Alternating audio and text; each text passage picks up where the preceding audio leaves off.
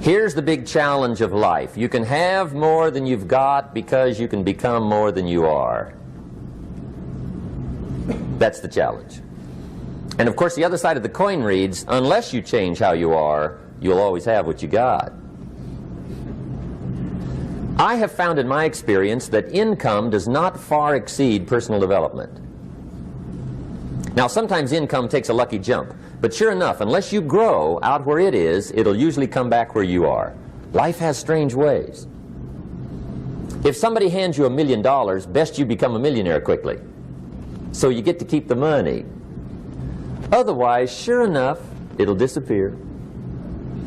Somebody once said, if you took all the money in the world, divided it up equally among everybody, it would soon all be back in the same pockets.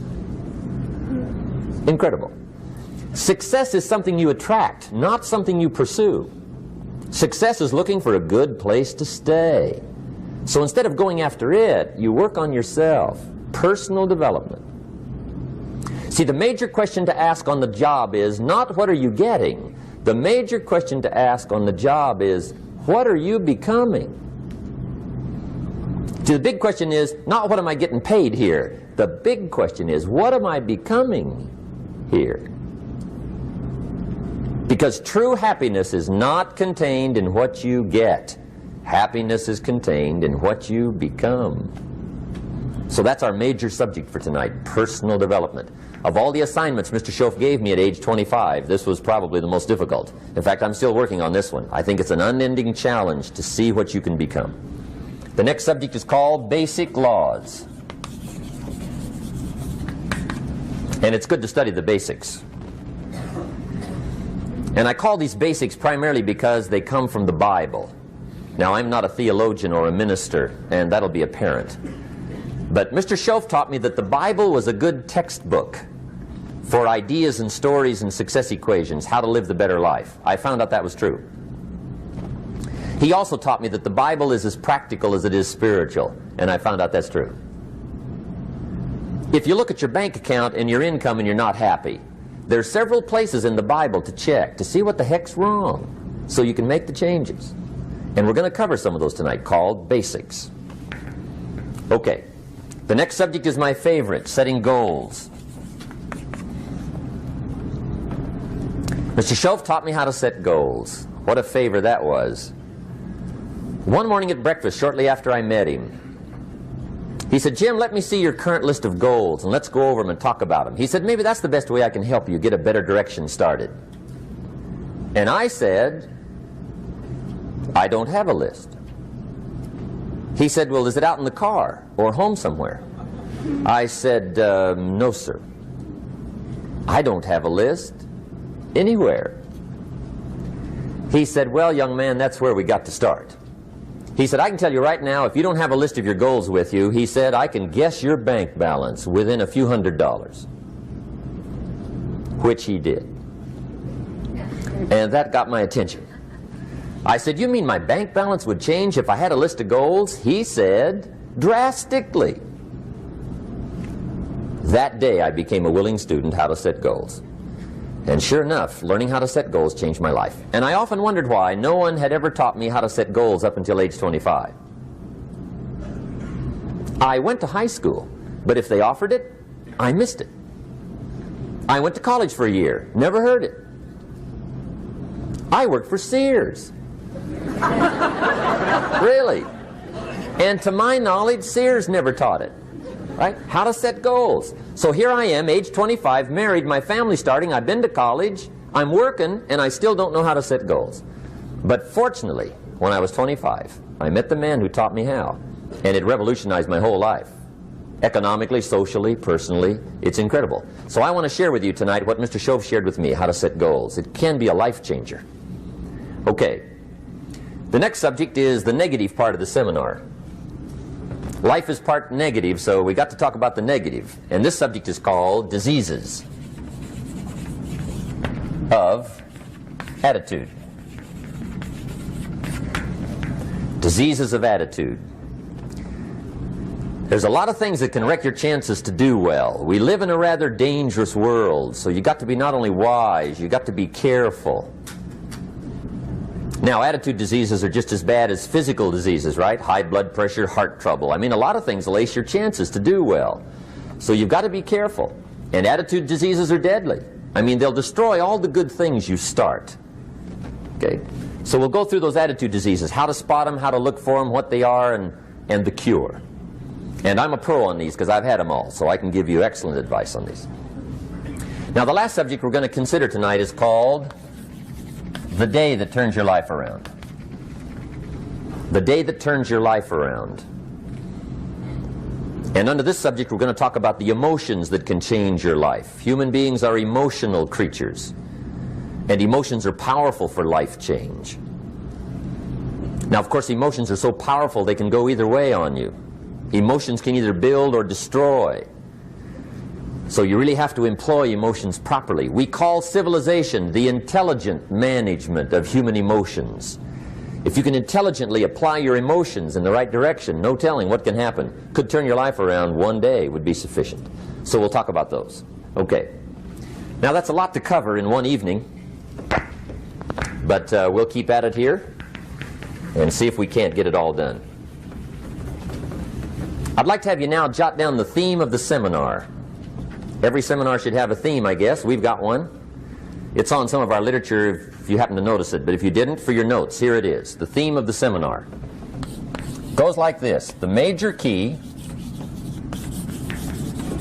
to your better future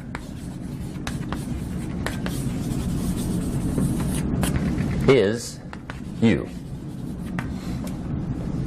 That's the theme of our seminar tonight. The major key to your better future is you. And I'd like to have you underline two words just to give it some added punch. Underline the word major and the word you, so that it reads, the major key to your better future is you. Now, my first suggestion is transfer this to a card or something where you can put it up, where you can see it every day. Preferably put it up where you can see it at the beginning of the day, before you go off to put the day together. This is a good phrase just to glance at, to keep in mind as you're putting the day together. It's called the silent seminar. If you'll just let this talk to you during the day, I found it to be tremendously helpful. The major key to your better future is you. For a big share of my life now, I didn't have this one quite figured out. Among a lot of things I didn't have quite figured out. Many things used to puzzle me back in those early days. I used to wonder why two people could work for the same company, one make twice as much money. Now, see, that used to puzzle me. And maybe they were the same age, graduated from the same school, live in the same community, work for the same company, with the same products and the same services. They've got the same traffic, the same problems, and one makes $1,000 a month, the other one makes $2,000 a month. Now that was my puzzling question. Why would this long list be the same and the money twice as much? I asked, what's the difference between $1,000 a month and $2,000 a month? And I don't mean $1,000 a month, right? I could figure that out. But what makes the difference? Why would one person do twice as well, 3 times as well? Speaking economically. Now, I know there's more than one way to do well. I understand that. But in this little narrow area called compensation, what's the difference?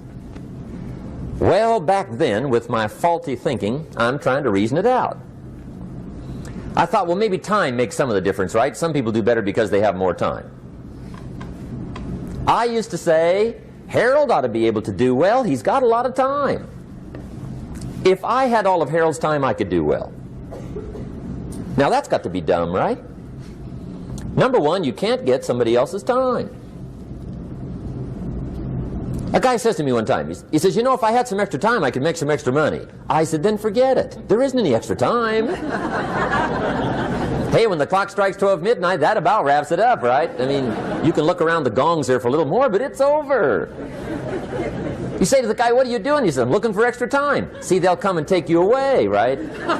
There isn't any more time. Now, if you can't get more time, which you can't, what could you get more of that would make a difference in economic results? And here's the key word. Make it a part of your notes. We're going to consider it tonight. The word is value. And I have a little phrase for your notes. Value makes the difference in results. Value makes the difference. You can't get more time, but you can create more value. Now here's the first lesson of economics. Everybody should learn it from the time they're old enough to understand what a dollar means, how to earn one, how to get one, how to keep one, what to do with it. First lesson of economics. We primarily get paid for value. That's lesson one. Bringing value to the marketplace, that's how you get paid. You don't get paid for the time. I know it takes time to bring value to the marketplace, but you get paid for the value, not the time. Now, since that's true, here's one of the key questions of the evening. Is it possible to become twice as valuable at the marketplace and make twice as much money in the same time?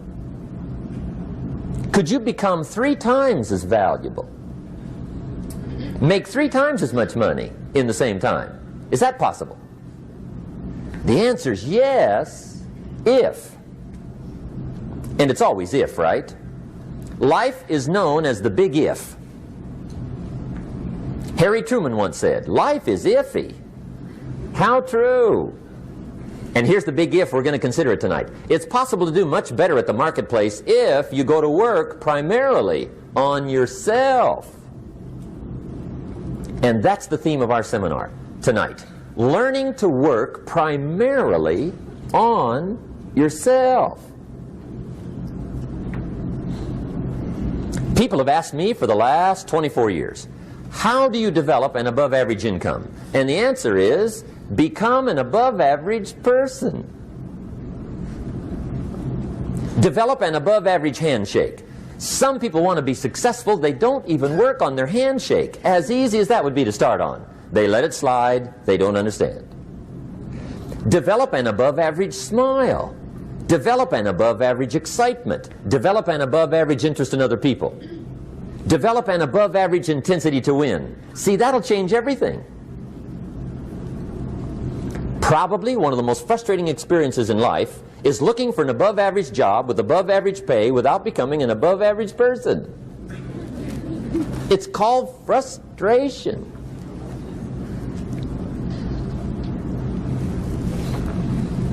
And Mr. Schoaf gave me probably the greatest clue he gave me when I first met him. He said, Jim, if you want to be wealthy and happy the rest of your life, just learn this lesson well. He said, learn to work harder on yourself than you do on your job.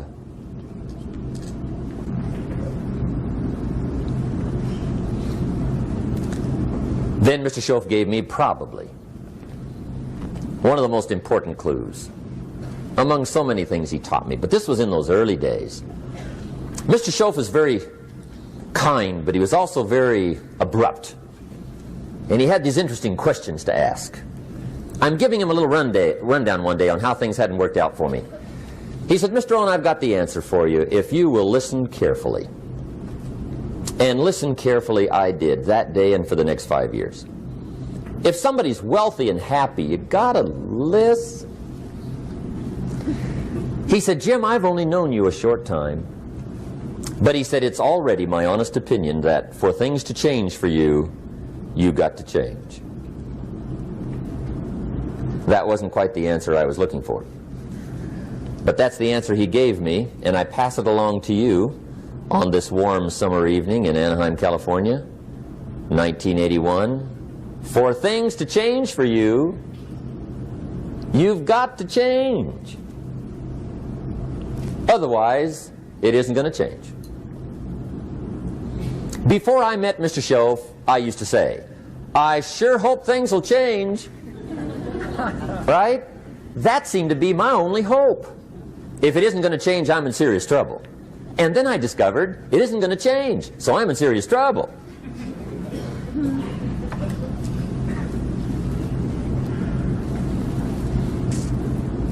See, I can tell you what the 80s are going to be like. You have dropped into the right place. I did a seminar one time for Standard Oil executives and management in Honolulu. And we're having a conference one day on this big conference table. And one of them said to me, Mr. Rohn, you know some fairly important people halfway around the world. What do you think the 80s are going to be like? I said, gentlemen, I do know the right people.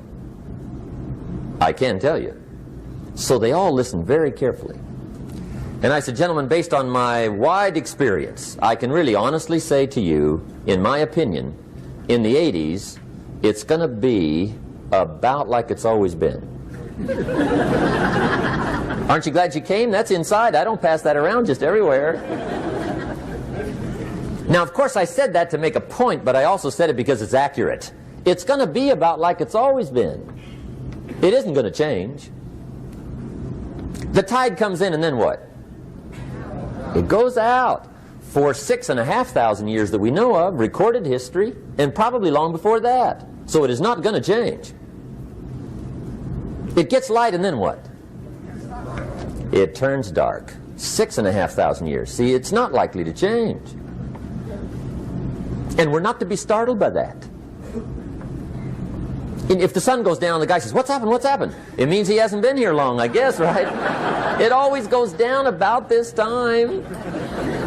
The guy says, well, I don't like that arrangement. Well, you got to talk to somebody besides me, right? It gets light, then it turns dark. In rotation, the next season after fall is what? Winter. Pray tell, how often does winter follow fall? Every year regularly for the last 6,500 that we know of. See, it is not going to change. Now, some winters are long, and some are short, and some are hard, and some are easy, but they always come right after falls. It isn't going to change. Sometimes you can figure it out, sometimes there's no way to figure it out. Sometimes it goes well, sometimes it gets in a knot. Sometimes it sails along, sometimes it gets in reverse. See, that's not going to change. The last 6,000 years reads like this: opportunity mixed with difficulty. That's how it reads. It isn't going to change. The man says, well, if it isn't going to change, how will my life ever change? Answer, when you change. And whether I'm talking to high school kids or business executives, my message is always the same. And it goes like this: the only way it gets better for you is when you get better.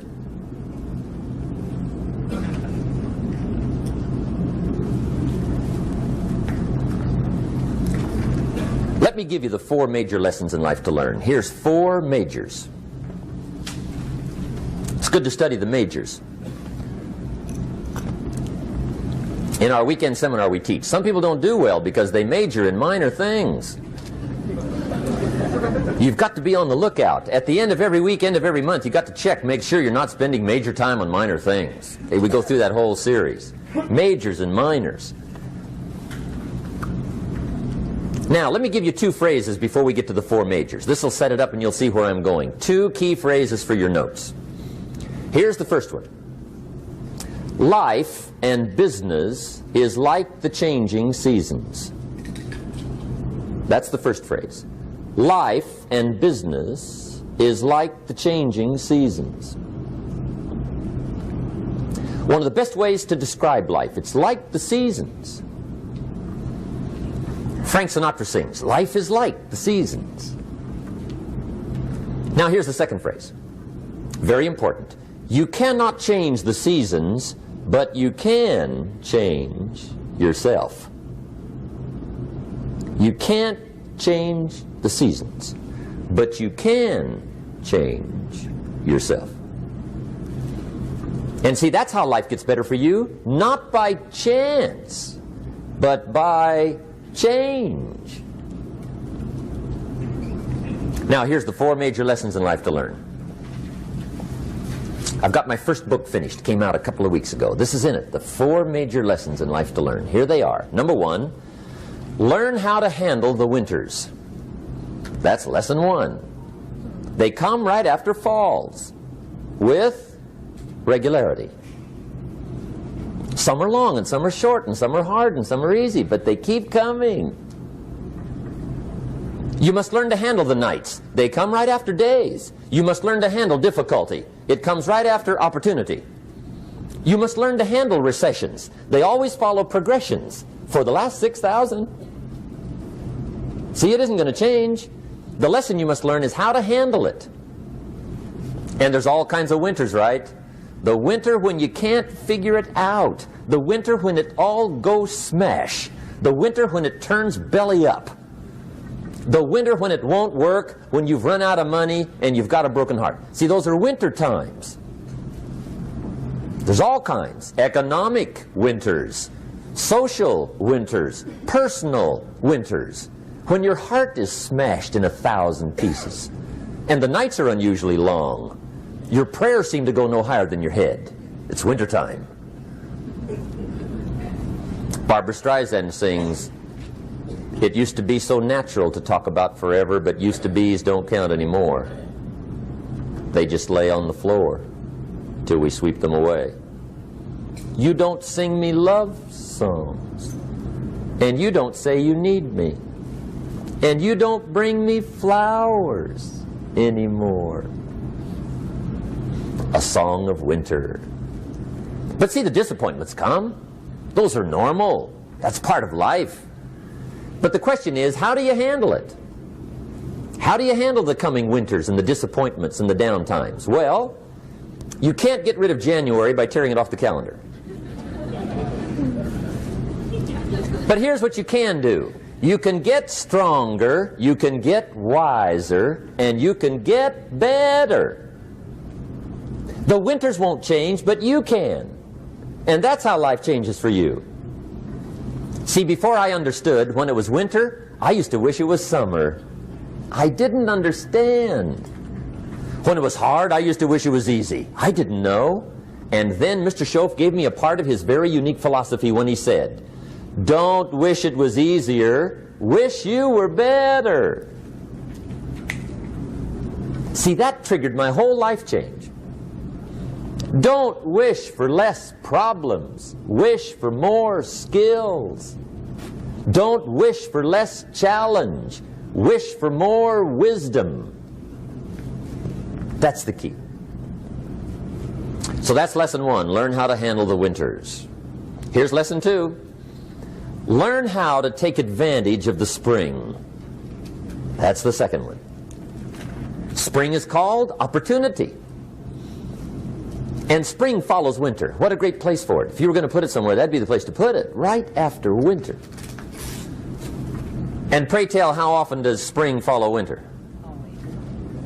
Every year with regularity, 6,000. You can almost count on it. See, opportunity always comes. Days follow nights. Isn't that terrific? Opportunity follows difficulty. But here's what you must learn to do. Underline these two words in that key phrase. Take advantage. Underline those two. You must learn to take advantage of the spring. See, just because spring rolls around is no sign you're going to look good come fall.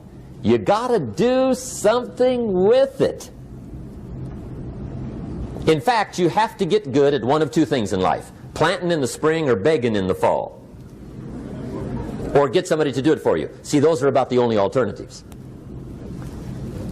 Now here's what else you must do. Take advantage of the springs quickly, because there's only a few. Just a handful of springs have been handed to each of us. They don't come forever. Life is fairly brief. So you got to read every book you can get your hands on what to do with your springs while they're here. And take advantage, they soon run out. The Beatles wrote, "Life is so short." And for John Lennon, it was extra short. But life is brief. Elton John sings, "She lived her life like a candle in the wind." It's brief. So whatever you're going to do with your life, you got to get at it. Don't just let the springs pass. Here's the third major lesson in life to learn. Learn how to protect your crops all summer. You got to take care of what you start. Sure enough, as soon as you've planted your garden in the spring, the busy bugs and the noxious weeds are out to take it. And here's the next bit of truth. They will take it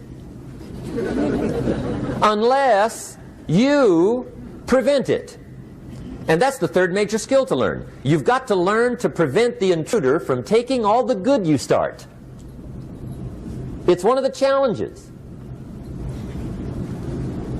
Here's two key phrases under number 3. First one, all good will be attacked on this planet. Maybe not the next one we get to, but on this one, all good will be attacked. Every garden will be invaded. Not to think so is naive. And here's the second phrase. All values must be defended. Political values, social values, community values, family values, marriage values, friendship values, business values. Every garden must be tended all summer. Third major lesson. Now here's number 4. Fourth major lesson in life to learn. Learn how to reap in the fall without complaint. Learn to reap come harvest time without complaint. Take full responsibility for what happens to you. It's one of the highest forms of human maturity, accepting full responsibility. It's the day you know you've passed from childhood to adulthood, the day you accept full responsibility. And another note, learn to reap in the fall without apology. Without apology if you do well, and without complaint if you don't. That's maturity. I used to have that long list of reasons why I wasn't doing well. To explain. You got to explain, right? Otherwise you're going to look bad. I used to have this funny list called Reasons for Not Looking Good.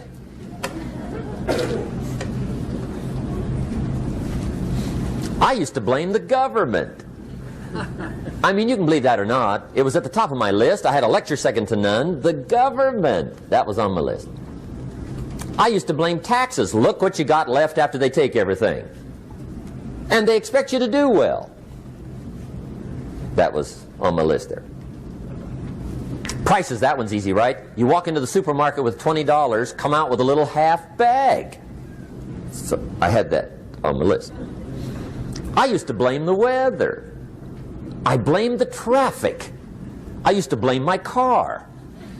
I blamed the manufacturers. I used to blame the company.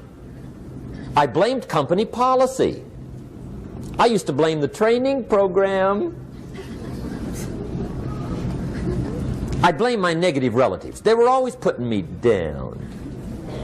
I blame my cynical neighbors. They're just selfish, looking out for themselves. Won't loan you money? They were on my list.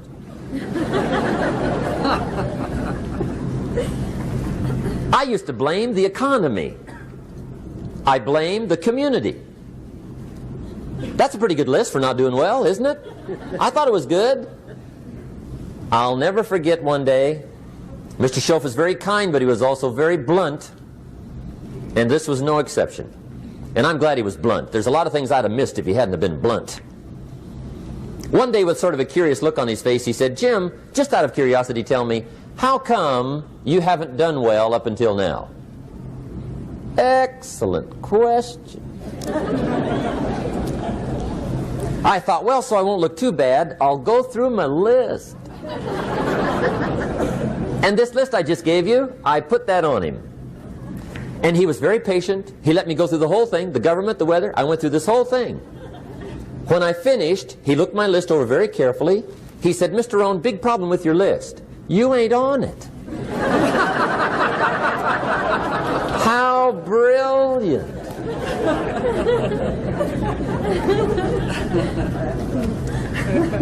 When I went to work for him a few months later, I learned very quickly to tear up my list, reasons for not doing well, and I threw it away.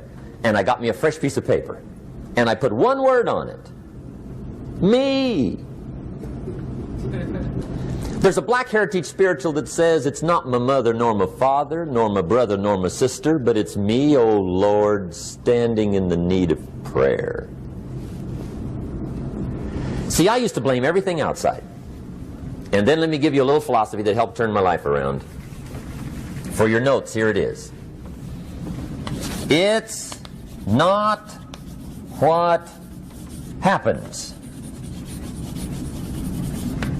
that determines the quality or the quantity of your life. It's not what happens. And the reason is because what happens happens to about everybody. No different. The sun went down on all of us last night. A common event, a happening.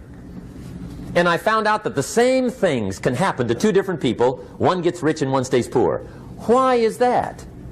It's because it's not what happens, but rather it's what you do that changes everything.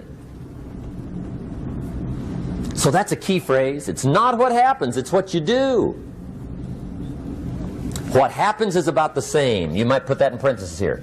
Same. What people do, that's what's different. Anything can happen, right? Everything can happen. I've heard all the stories. I've been one of the stories.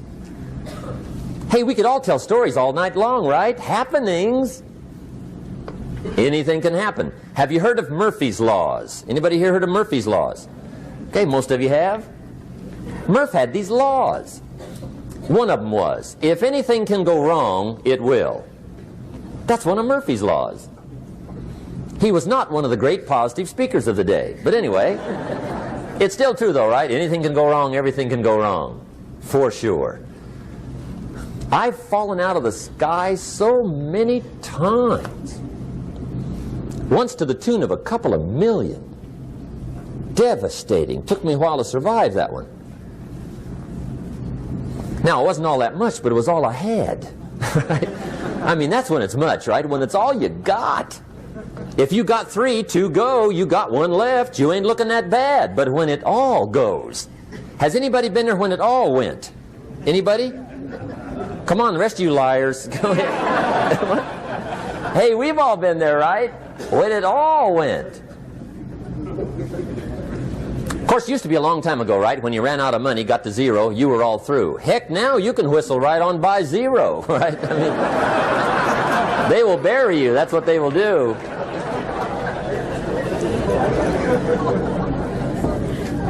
But see, those are the happenings, right? Everything can happen. Anything can happen. But it's not the happenings. It's what you do about it.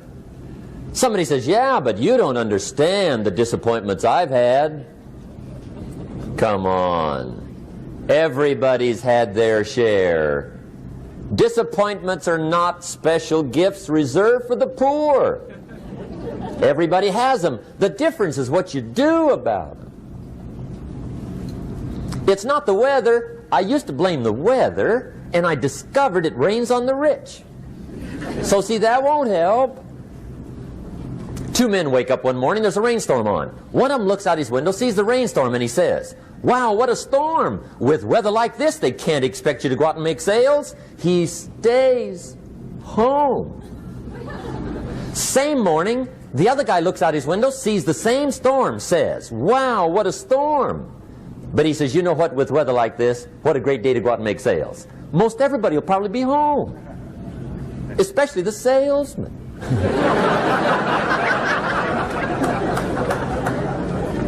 See, that's the difference in how your life works out. It's not what happens, it's what you do. So here's one of the key questions of the evening. Starting tomorrow, what are you going to do that'll make a change in your life's direction?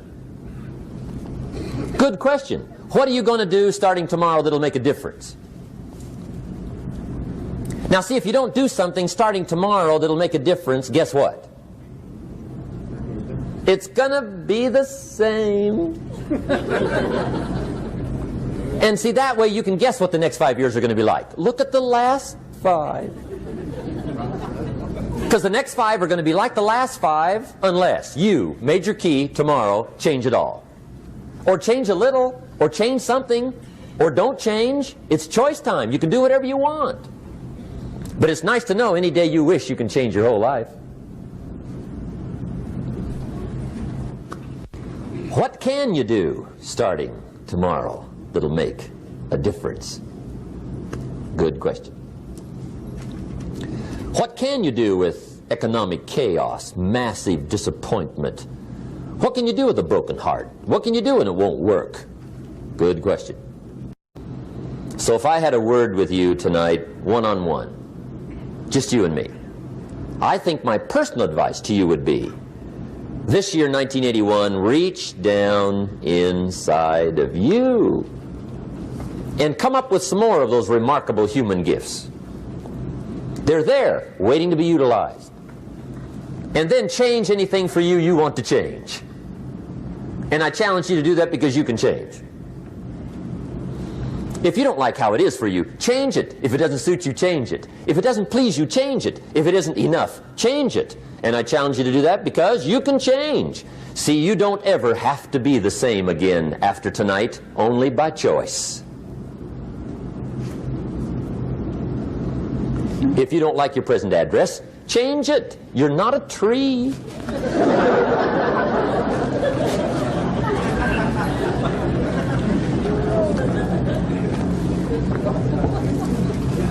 Now, let me give you 3 steps to personal development. Let's get down to the nitty-gritty.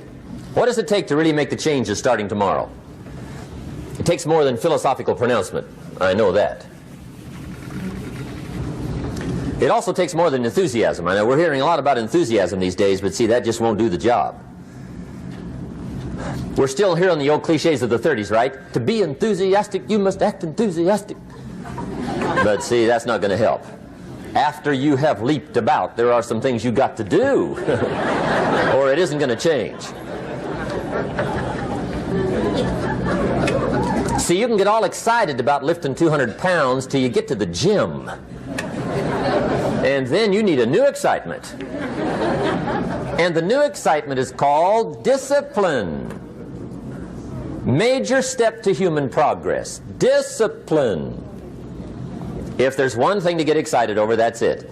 Get excited over your ability to make yourself do the necessary things. What could you make yourself do starting tomorrow that would change it all? No! Tell him.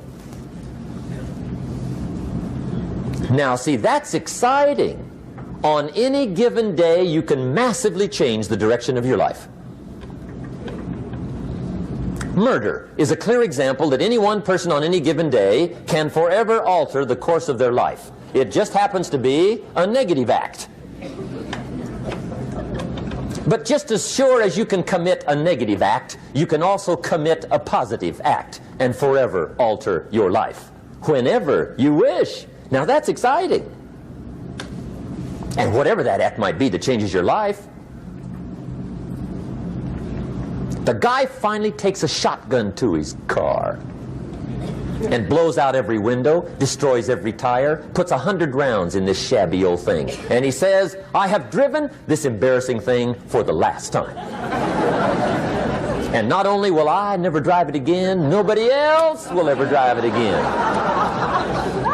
And he lets that shuddering thing stand there for a while as a monument to the day he said, today my life changes. Now who can do that? Anybody. When can you do it? Whatever day you pick.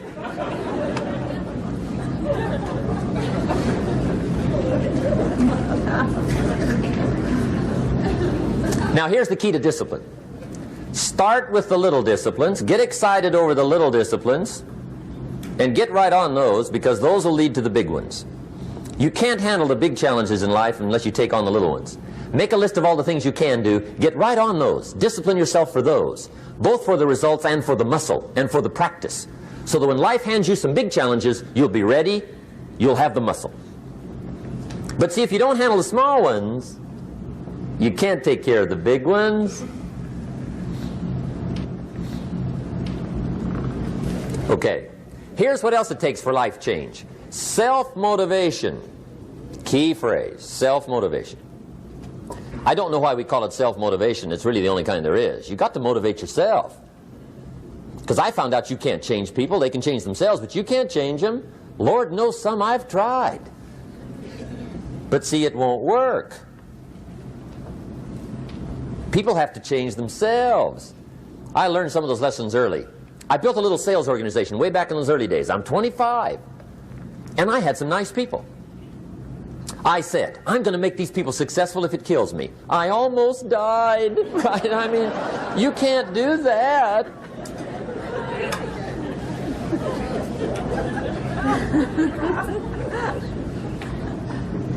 See, I've discovered this. Good people are not trained, they're found. You find good people. You don't make them good, you find them good. Training really is for the purpose of finding good people. You don't need much instruction for a good person.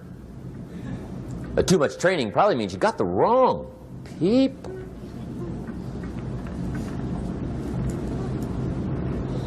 So you got to find the right people. That's the key to getting a good job done. One of the major things we learn in management, lesson 1, don't send your ducks to Eagle School.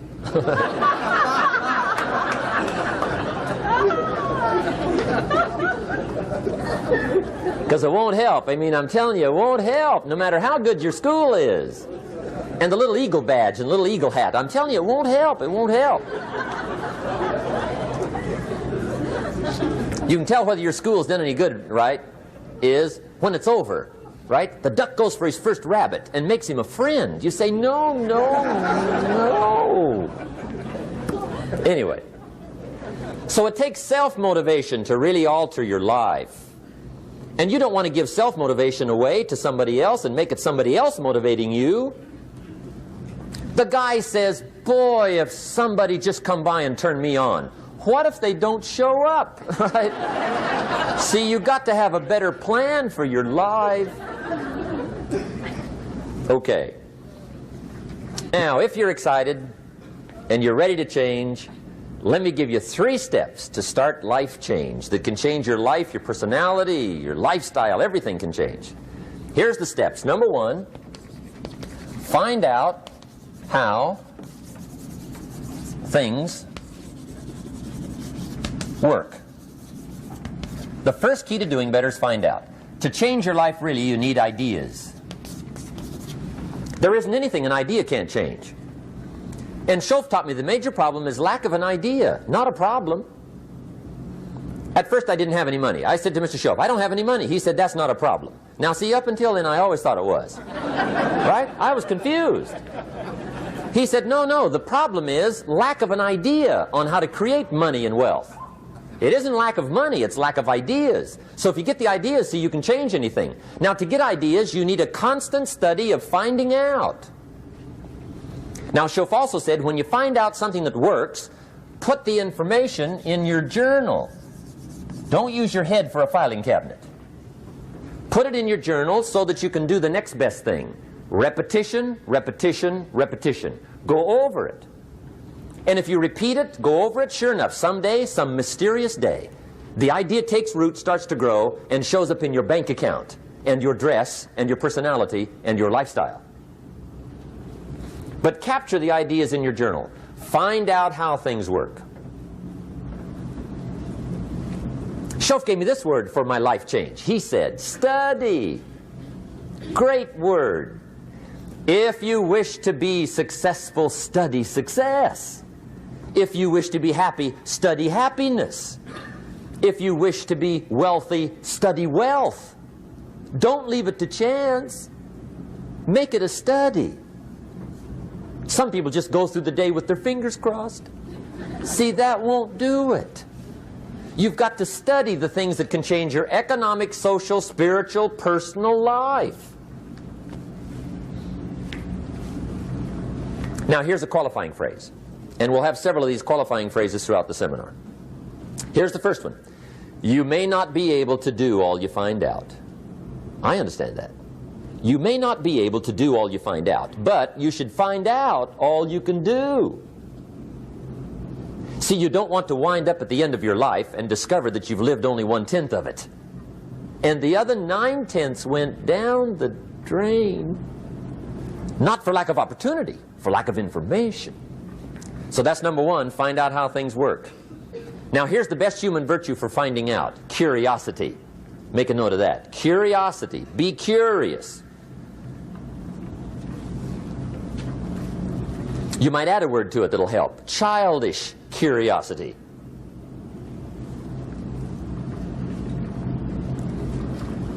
What will kids do if they want to know something bad enough? Bug you. That's the phrase. They can ask 1,000 questions. You think they're through? They got another 1,000. They'll drive you to the brink.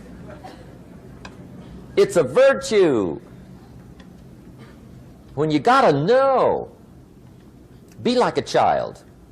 In fact, Jesus, the master teacher, said, unless you can become like little children, you might as well forget it. You don't have a prayer. Excellent advice. You got to be like children. 4 ways, in my opinion, to be like a child. Number 1 is curiosity. Number 2 is excitement. Get excited like a child over your ability to make yourself do anything for change. 3rd is faith. Have faith like a child. Adults are too skeptical. And 4th is trust. Trust is a childish virtue, but the rewards are incredible. So be like a child. Now, if you're curious, let me give you 3 ways to find out how to change anything. Any life direction, any dimension. Here's 3 ways to find out how to change anything. Number 1 is to read. Become a good reader. All of the successful people I know and work with around the world, they're all good readers. Curiosity drives them to read. They got to know. They just read.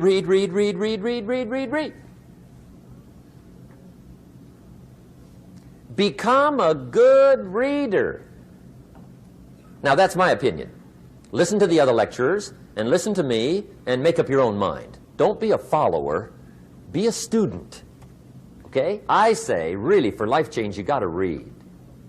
One way to learn is from your own experiences, but another way to learn is from other people's experiences. See, one book might save you 5 years if you read it. Did you know there's books on how to be stronger, more decisive, be a speaker, be a leader, have a better effect on other people, develop your personality? Did you know there's books on that? And people don't read them? How would you explain that? And they can read.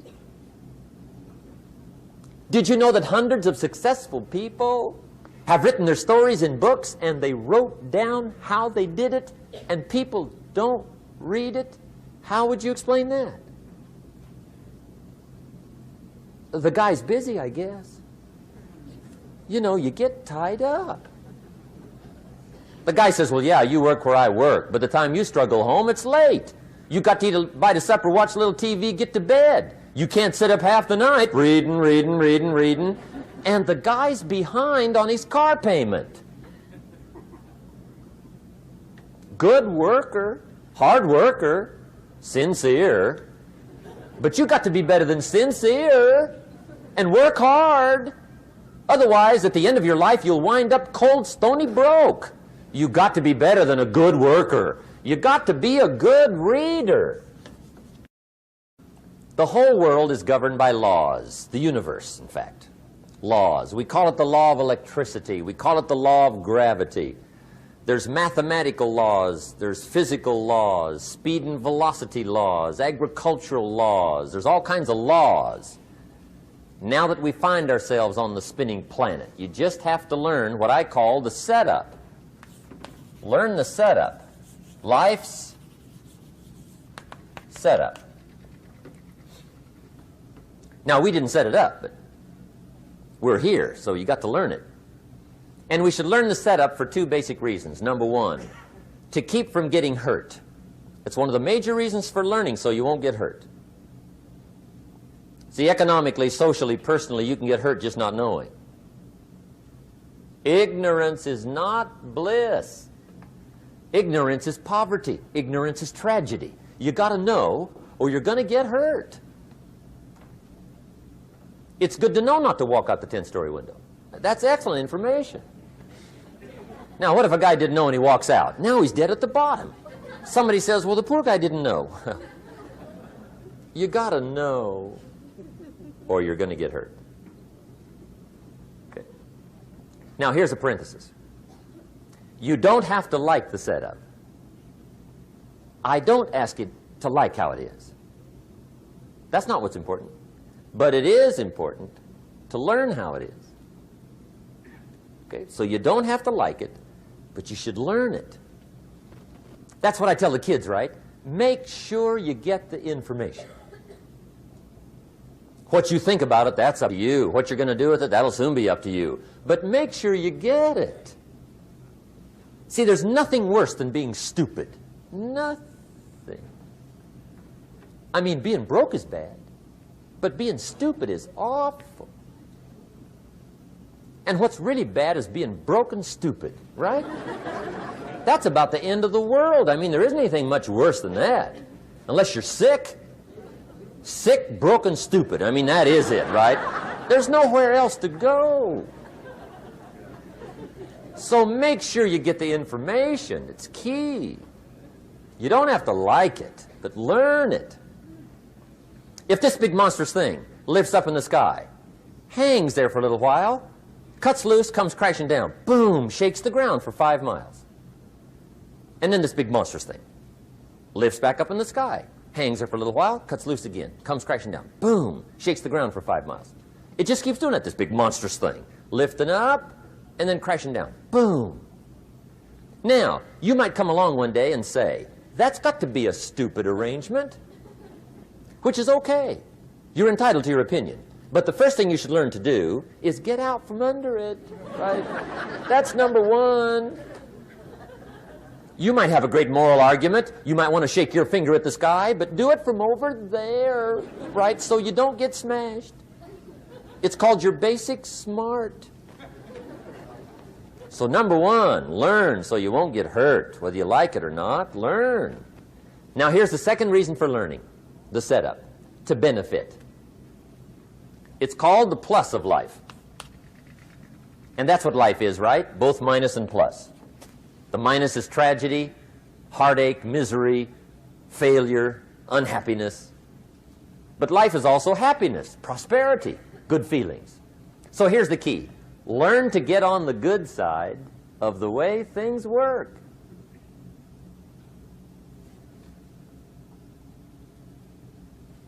Now, here's 2 of the basic laws, and we'll take our break. Schoaf taught me these. They come from the Bible. Now, again, I'm an amateur, okay? When it comes to the Bible, I'm not a pro. So you'll sort of have to take my way of putting it.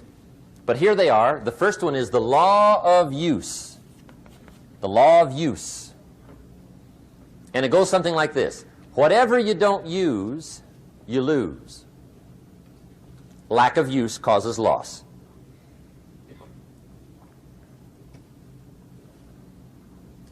On this planet, maybe not the next one, but on this one, if you tie your arm to your body, leave it there long enough, you'll never use it again.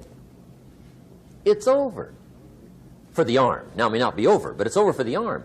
The only way to keep the use of this arm is what? Keep using it. If you quit, you lose automatically. They don't bring it up for a vote. You lose automatically when you quit. Now, the same thing that goes for your arm goes for your brain, mentality. The same thing goes for all the human virtues. Ambition, unused, declines. Strong feelings, unused, diminish. It doesn't grow, it diminishes. Faith, unused, decreases. It's a law. Vitality unused diminishes. Energy unused decreases. The guy says, well, I'm going to save up my energy. You can't do that. That's like trying to save today, put it on the end of the year. See, you can't do that. They'll come take you away. If you don't use today, what? It's lost. The guy says, well, I'll work twice as hard tomorrow to make up for it. See, that's foolish. You could have done that anyway. Today unused is lost. A talent unused is lost. An ability unused is lost. So here's one of the key expressions of the evening. Take a new inventory of yourself. Starting tomorrow, new project. Take a new inventory.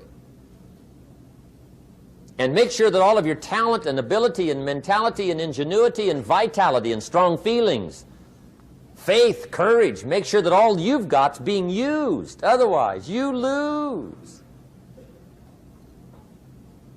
Now, one of the best illustrations of the law of use is a Bible story called the Parable of the Talents. The talent story. Interesting story if you haven't read it in a while. Just review it. It's a good story. An ancient story. It says there was a master with 3 servants. He got them together one day and he said to the 3, I've got these talents. And in those ancient days, a talent was a measure of gold. And he said to the 3 servants, take these talents and see what you can do with them while I'm gone. He said, I'm taking a journey and I'll be gone for a while. When I come back, we'll get together, go over the book, see how you did. He said, here's 5 of these talents for you.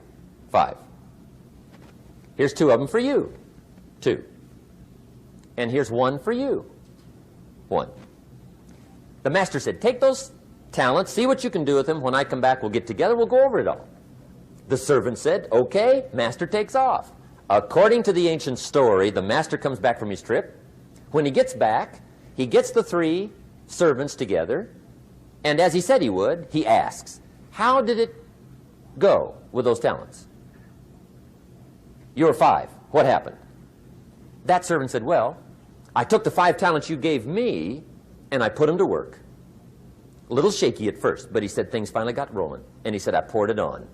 And he said, my talents grew to 7, 8, 9, 10. He said, I doubled my talents from 5 to 10. Books will show. Master said, one heck of a job. Or something like that. He said, I gave you 2 talents. What happened? That servant said, about the same thing happened to me. I put those 2 talents to work, poured it on. They grew to 3 and then to 4. He said, I doubled my talents from 2 to 4. Books will show. Master said, well done. He said, I gave you 1 talent. What happened? That servant said, well, I took the talents you gave me, and I carefully wrapped it, and I dug a hole and buried it. And camouflaged it, I suppose, right, so nobody would steal it. And he said, fortunately, nobody got it. And he said, I knew you were going to be here today, so I dug it up. Here it is, safely wrapped. I did not lose it while you were gone. According to the ancient story, the master said, take that talent away from him and give it to the man that's got 10. Now you might say, well, I don't like that arrangement. The poor guy's only got 1 talent. He's already got 10. It ought to be more even. Remember, I didn't ask you to like it.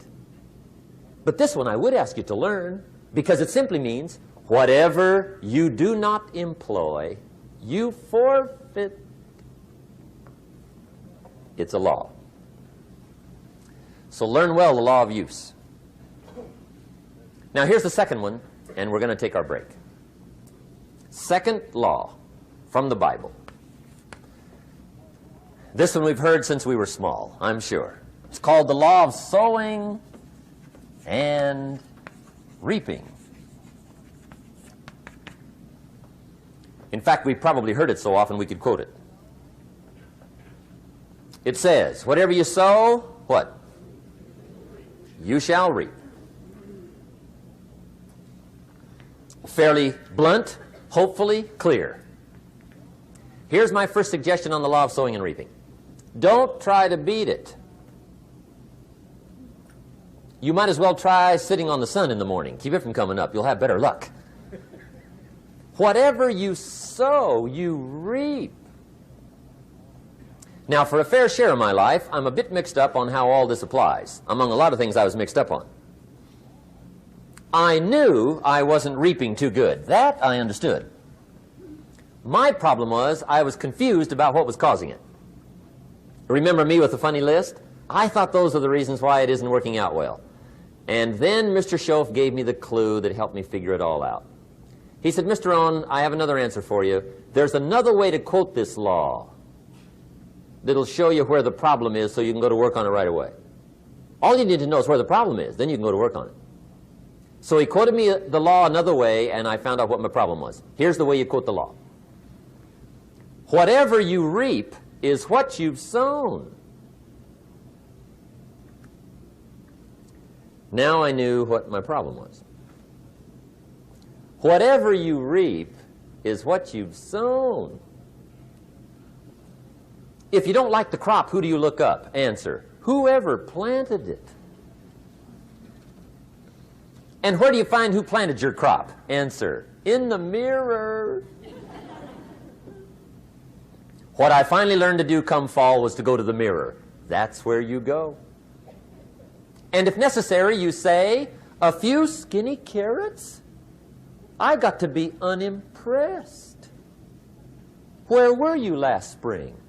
Asleep. Didn't you read the books? Did you break your hoe?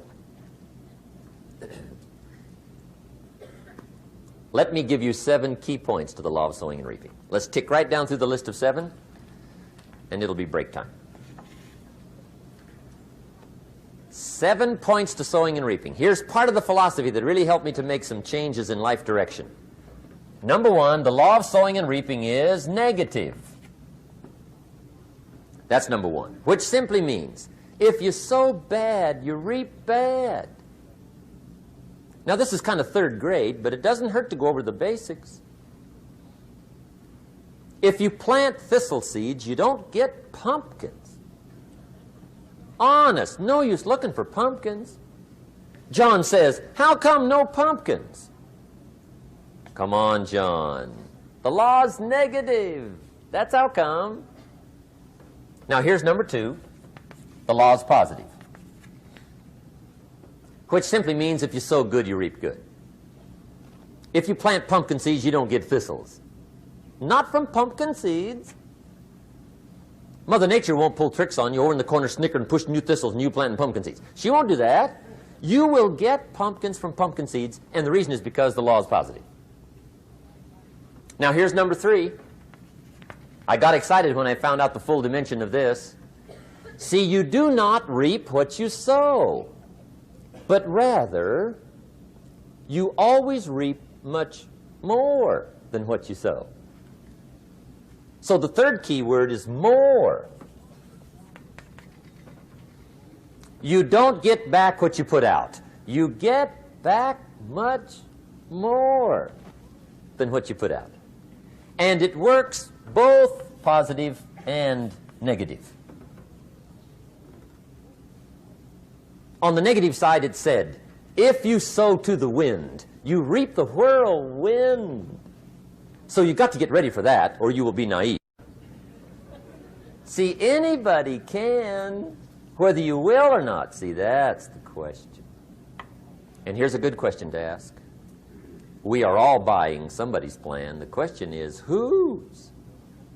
Who's got you talked into doing what you're doing? Who's got you talked into your present plan? See, 10 years from now, you will surely arrive. The question is, where? But see, anybody, if you want to, can go searching for a good plan, pick it, and start working it. And sure enough, as the time passes, as it surely will 5 years from now, 10 years from now, then you'll be winding up wearing what you want to wear, driving what you want to drive, living where you want to live, become what you want to become. But now's the time to fix the next 10 years. And who can? Anybody. Here's number 6. The 6th key to sowing and reaping. This is leveling with you now, as we promised to do. There's one thing better than the truth, and that's the whole truth. And here's part of the whole truth of the law of sowing and reaping. Number 6 is, you could lose. There are times when you just lose, no matter what you do. It's that kind of planet. You reap what you sow. Yes, but... what does that mean? Yes, but... well, the farmer plants his crop in the spring, takes care of it all summer, loves his family, works 10, 12 hours a day, 6, 7 days a week, is an honorable man. Come fall, he's got a beautiful crop, and he deserves every bit of it. But the day before he sends the combines into the field, a hailstorm comes along and beats it all in the ground, which means you lose. Somebody says, well, what did he do wrong? Answer, nothing. It's just that kind of planet. Sometimes it's going to hail on your crop and rain on your parade, so you got to get ready for that or you will be naive. That's just part of the life arrangement. And don't press me why. I was not in on some of the original decisions here, so I don't know how it got set up. But there's just times, sometimes you lose. That's part of life. But now here's number 7. The 7th key to sowing and reaping. And it goes like this. It's just another way to quote the same law. And it goes like this. If you don't sow, that's just another way to quote the law. If you don't sow, what? You don't reap. You don't even have a chance. So if you looked at your game plan tomorrow, you might come to the quick conclusion, I got to get some sowing going. How true. Get you some sowing going. And remember, you've got plenty of time. You've got all the time there is. Some people spend enough TV time to make a fortune. The latest article on television watching in this country, according to the latest article, the average television is on in this country in every household 7 hours a day, called the Big 7. I asked a guy one time what his TV cost. He said about $450. I said, you forgot to look at the price tag. He said, what do you mean? I knew he was a TV watcher. I said, that television costs you, in my opinion, at least $12,000 a year. To watch it, not to own it. Owning it's cheap. Watching it is what's expensive. And I said, hey, $12,000 a year is too much to pay to watch TV. That's too much. Pay a little, but not $12,000. And he's the guy that said, I hope pay TV never comes.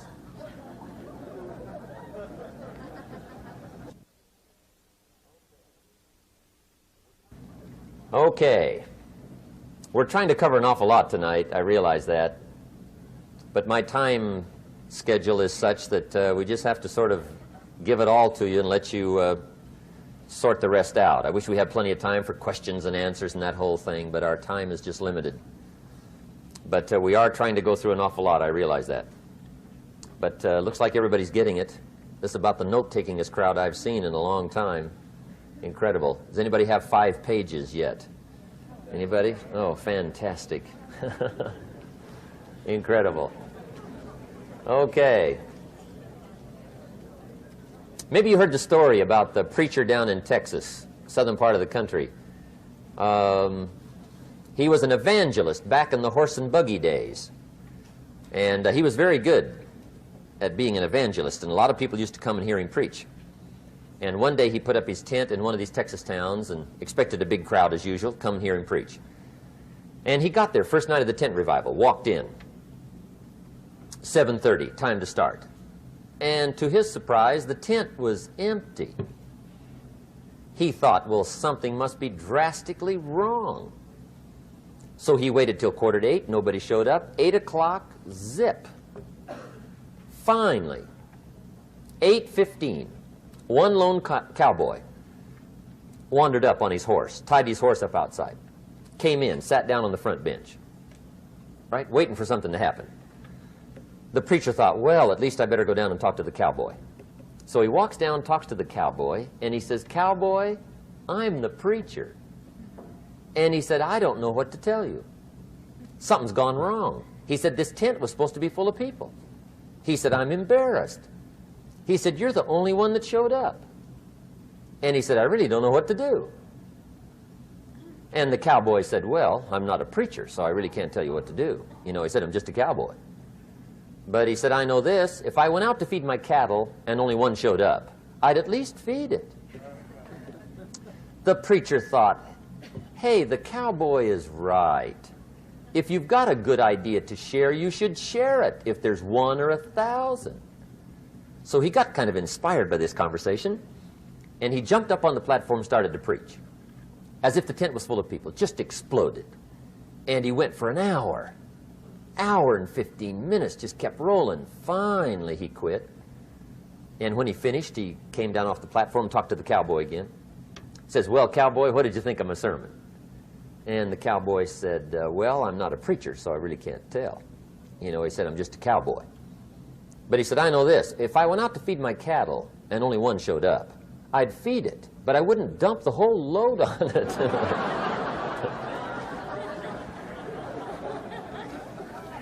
So anyway, if it seems like we're dumping the whole load tonight, I guess we are. But gosh, everybody's doing well. I'm having a good time. I appreciate the response here tonight. Okay, the next subject is setting goals. Let me show you what turned my life every way but loose. Mr. Schoaf dropped this idea on me, changed me completely. Setting goals. Here's what can easily happen if you don't set goals. It's easy to let life deteriorate into making a living instead of designing a life. And we all have a choice: make a living or design a life.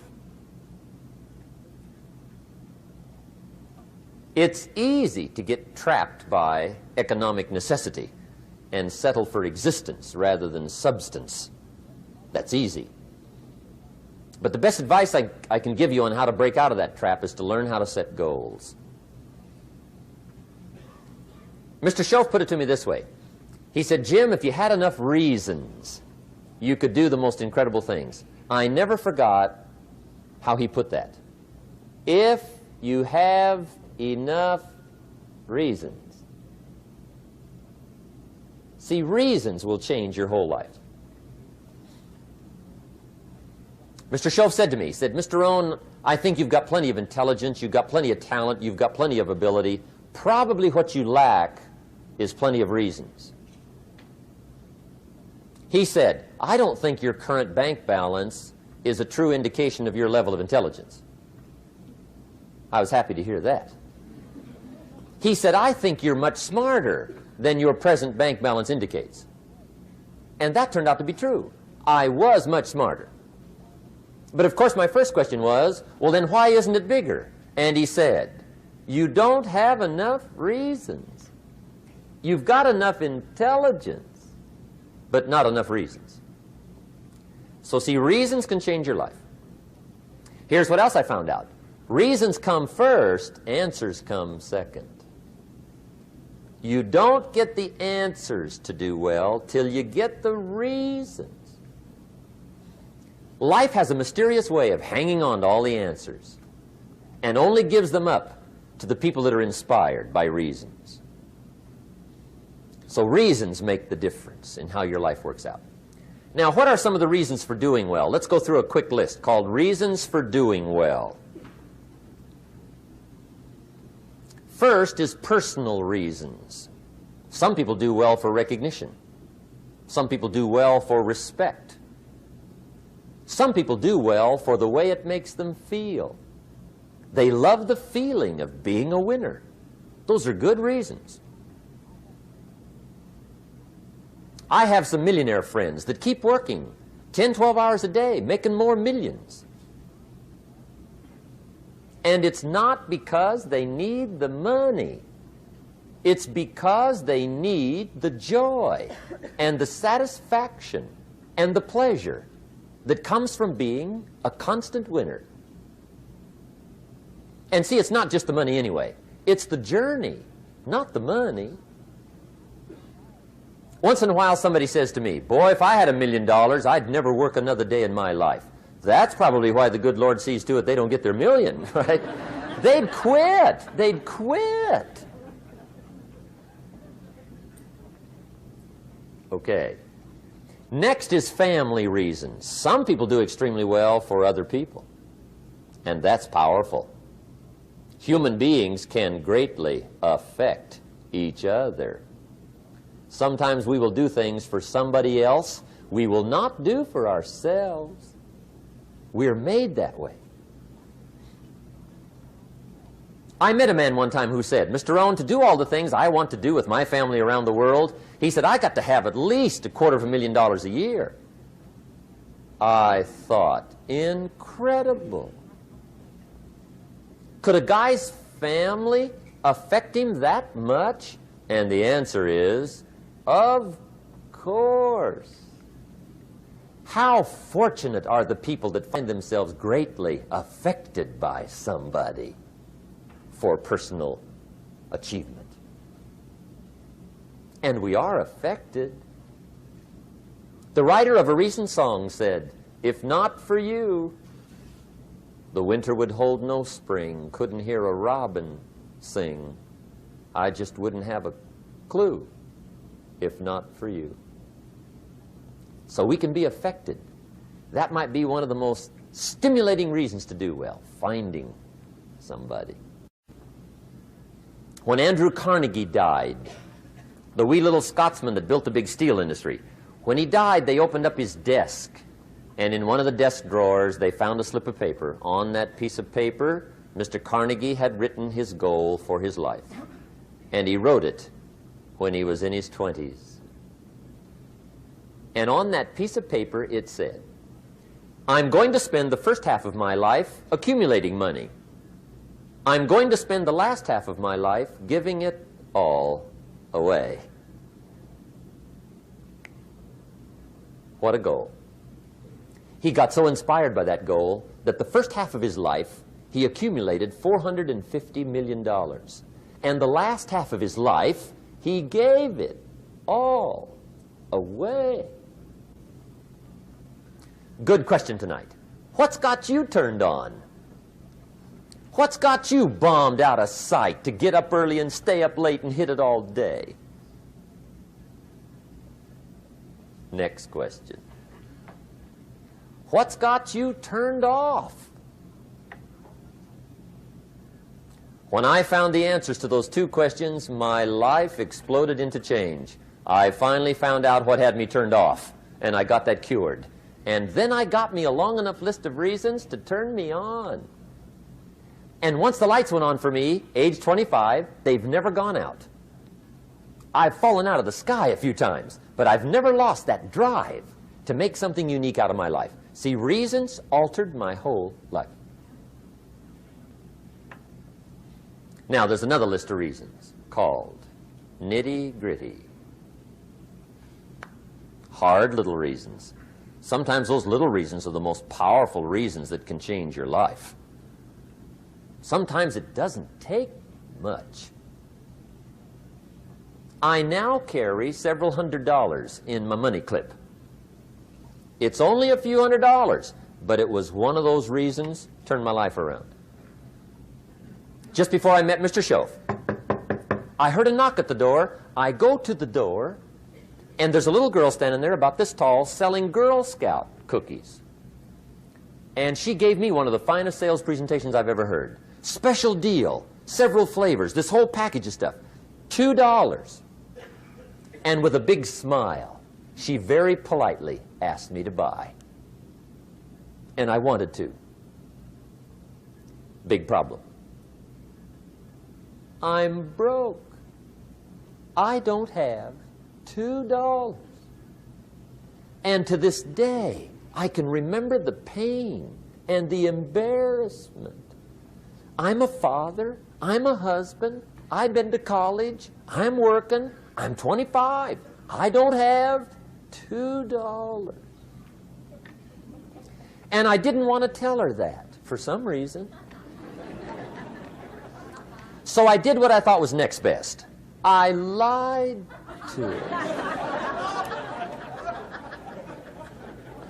I said, "Hey, look, I've already bought lots of Girl Scout cookies. I've still got plenty stacked in the house," which was not true. But it seemed to get me off the hook for the moment. She said, "Well, gosh, that's wonderful. Thank you very much." And she went away. When she left, I closed the door, and that was the day I said to myself, I don't want to live like this anymore.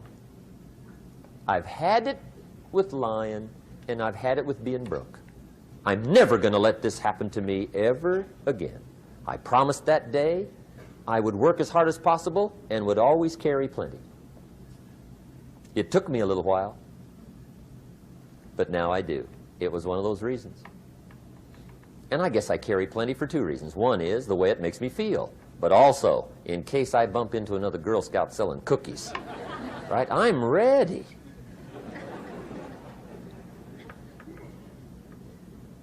I walked out of the Bank of America one time up in Saratoga, California, where I used to live. Two little girls selling candy right outside the bank. Good place. Some girls' organization they're working for, right? I come walking out of the bank. This first little girl walks up to me. She said, "Mister, would you like to buy some candy?" I said, "I probably would." "What kind is it?" She said, "It's almond roca." I said, "My gosh, that's my favorite." She said, "Wonderful." I said, "How much is it?" She said, "It's just $2. I thought, incredible. I said, "How many boxes of that candy have you got?" She said, 5. And her little friend was standing there. She was selling candy too. I said, "How many boxes have you got?" She said, "I've got 4. I said, "That's 9. I'll take them all." They said, "Really?" I said, "Yeah, it's my favorite. I've got some friends. I'll pass them around." They got so excited, put all this candy together. I reached in my pocket, gave them the $18. When I've got the candy and they've got the money, that first little girl looks up at me. She says, "Mister, you are really something." How about that? Can you imagine only spending $18 and have somebody look at you in the face and say, "You are really something"? Now you know why I carry heavy, right? I'm not going to miss anymore. It was just one of those reasons. Helped to change my life. One of my nitty-gritty reasons was budget finance. Budget finance used to grind my soul. Way back in those early days, I had fallen for one of those consolidation loans, where you take all your little hard-to-pay bills, put them into one big impossible-to-pay bill, right?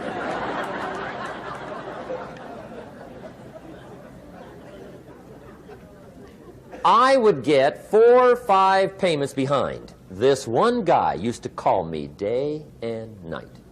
I don't think they're allowed to do that anymore. Harassed me. Threatened to run me in front of the judge. Threatened to ruin my credit.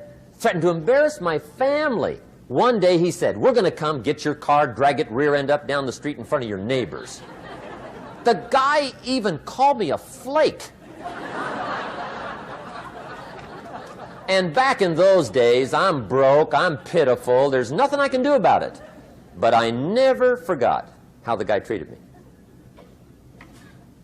And when I met Mr. Schoaf and I got my life straightened out and the money started to flow, that was one of my first projects, budget finance. I poured it on day and night. I finally put all the money together I owed him, which was considerable. I picked a day for the payoff. And when the payoff day came, I put the money in small bills in a big briefcase. And I walked into the budget finance office on Wilshire Boulevard in Los Angeles.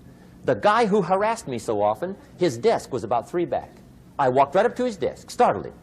He wondered what I was doing there. It was the first time I'd been there since I borrowed the money, right? Without saying a word, I opened up this briefcase, dumped this pile of money all over his desk. I said, "Count it. It's all there. I will never be back." And I turned around and stormed out. Now, that might not be noble, but if you haven't tried it, you've got to one time.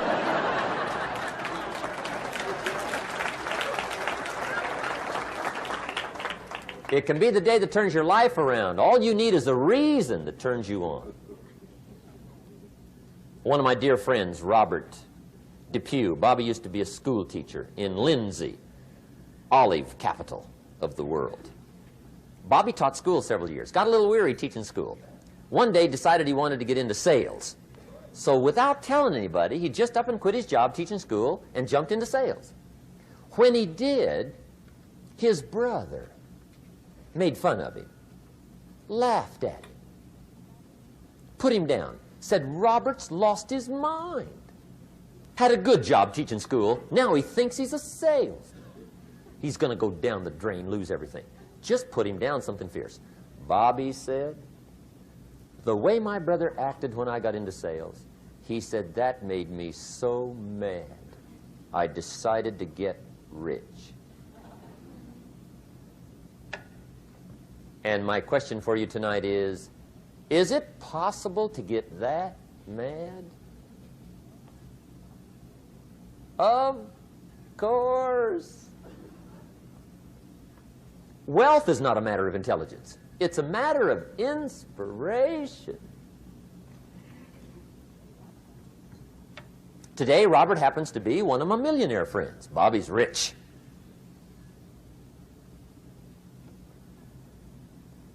Frank Sinatra said one time, the best revenge is massive success.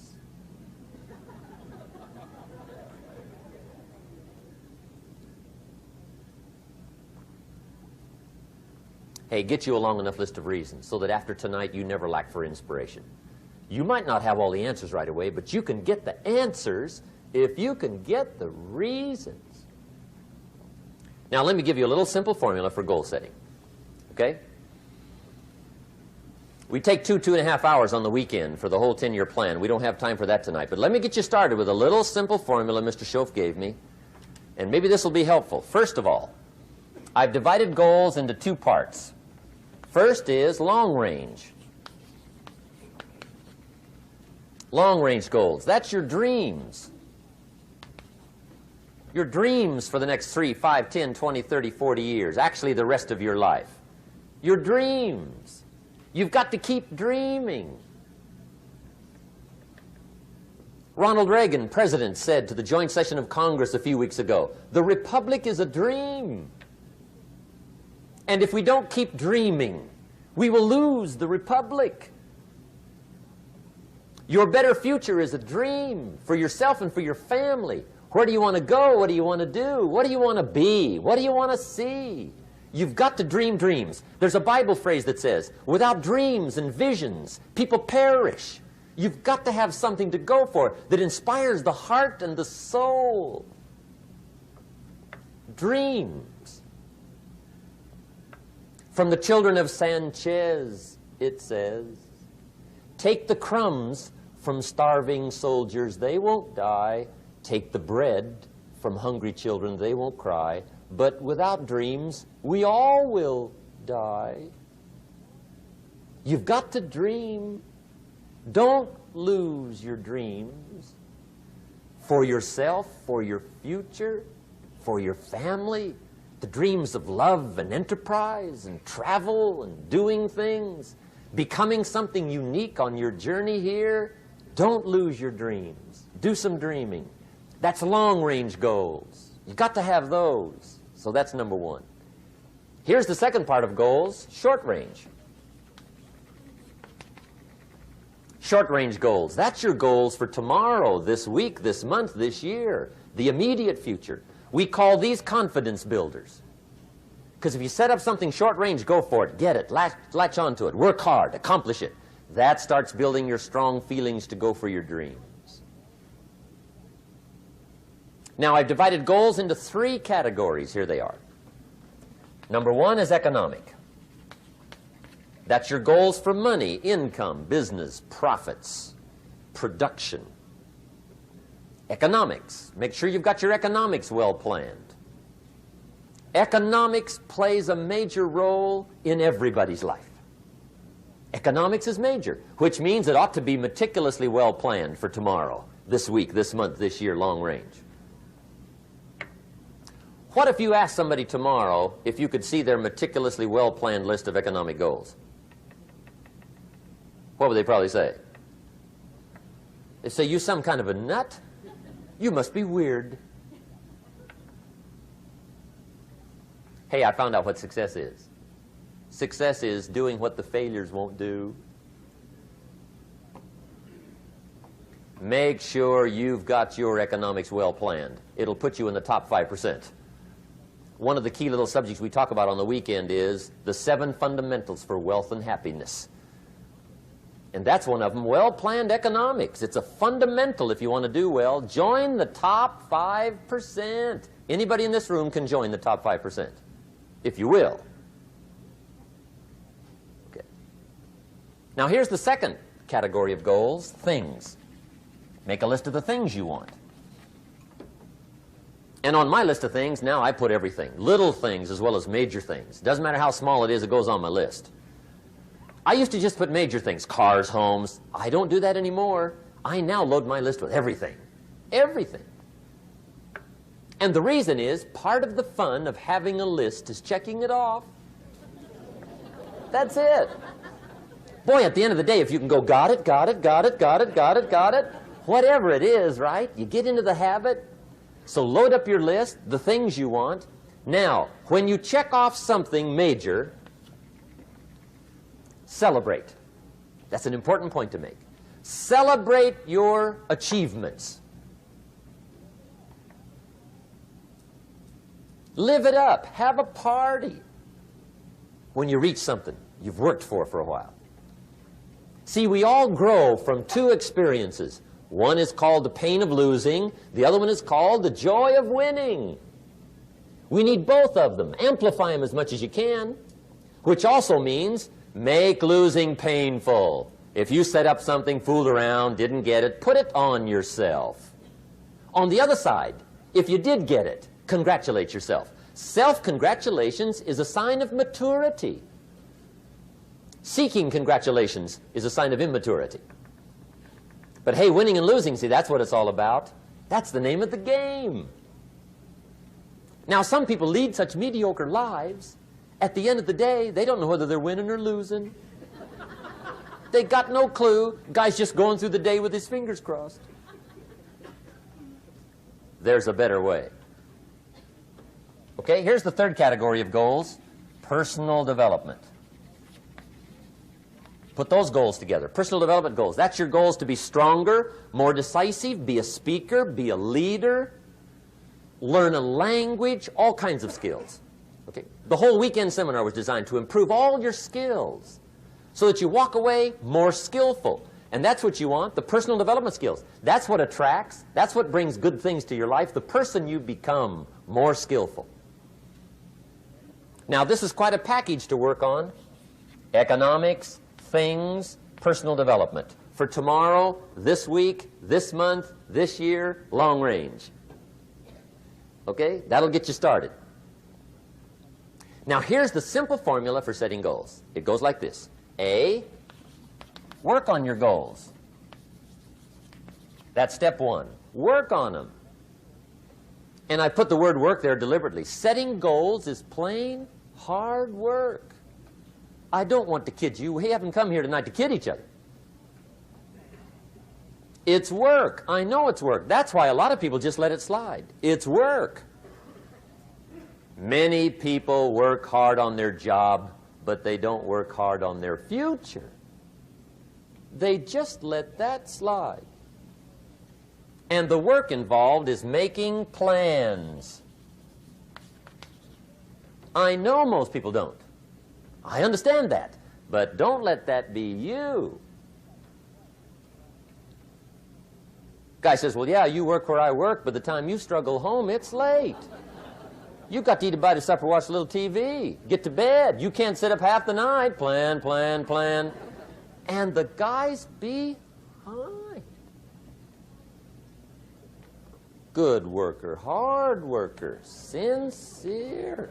But you've got to be better than sincere, working hard. You've got to be better than a good worker. You've got to be a good planner. Somebody once wisely said, the people who fail to plan are planning to fail. Well said. So work on your goals. Here's step 2. Write your goals down. That's so important. I teach my staff around the world, put your goals in your journal. Because one of the major people you want to study is yourself. Say, here's the list of goals I put together 3 weeks ago. Here's the list of goals I put together 2 years ago. Here's some of the changes I made, rearrangement of my priorities. I scratched these off. I put these on. I've gotten these. Study your accomplishments. Study what your desires are. Put them on paper. Write them down. Here's another reason for writing your goals down. It shows you're serious about doing better. And to do better, you got to get serious. You don't have to be grim, but you must be serious. Everybody hopes things will get better. Everybody hopes. Poor people hope. That ought to tell you something. It means the future does not get better by hope. It gets better by plan. I used to have the affliction called passive hope. It's an affliction. It's bad. Probably what's even worse than that is happy hope. Now that is really bad. That's bad. Happy hope. The guy's 50 and he's broke and he's still smiling. See, that's not good. So get serious about your goals. Put them on paper. Write them down. There's all kinds. His goals, her goals, their goals. Business goals, financial independence goals, family goals. I mean, there's so many things to work on this that if you don't get busy and work on it, sure enough, the time will pass. And sure enough, 5 years from now, you'll wind up where you don't want to be, wearing what you don't want to wear, driving what you don't want to drive, being what you don't want to be. Now's the time to fix it. Now, here's the third step to your goals. Check the size of your goals and the kinds of goals. How big they are, what kind they are, affects you. And here's one of the important phrases of the evening. Your goals are affecting you, whatever they are. Your goals affect your handshake. Your goals affect your attitude, personality. Your goals affect the way you walk, the way you talk, the way you dress. All day long, we're being affected by our goals. Now, some people have goals, but they have such lousy goals. The effect is bad. I asked a guy one time, what are your goals for this month? The guy said, look, if I could just scrape up enough money to pay these lousy bills. That was his goal. I'm not saying it isn't a goal. It's a goal, but it's such a lousy goal, the effect is bad. You don't jump out of bed on Monday morning and say, oh boy, another chance to go out and scrape up the money to pay my lousy bills. See, you don't do that. Usually you say, oh, not another Monday.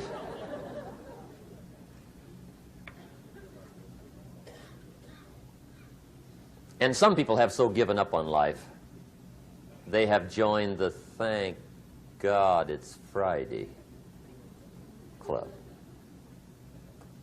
How sad.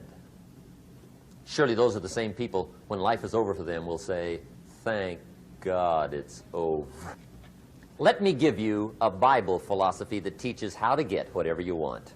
That's the title of the next set of notes. How to get whatever you want. From the Bible. Now again, I'm an amateur when it comes to the Bible. I'm not a pro. But this I can quote, and I think that'll be sufficient. How to get whatever you want. Here's what it says if you're ready. It says, ask,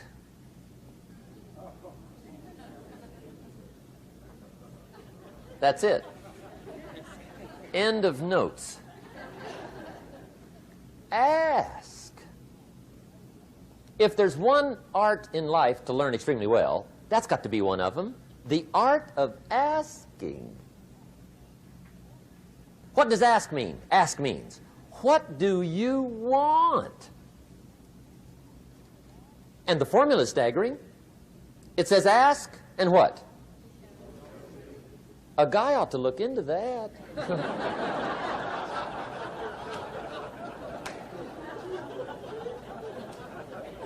He says, yeah, but you work where I work by the time you struggle home.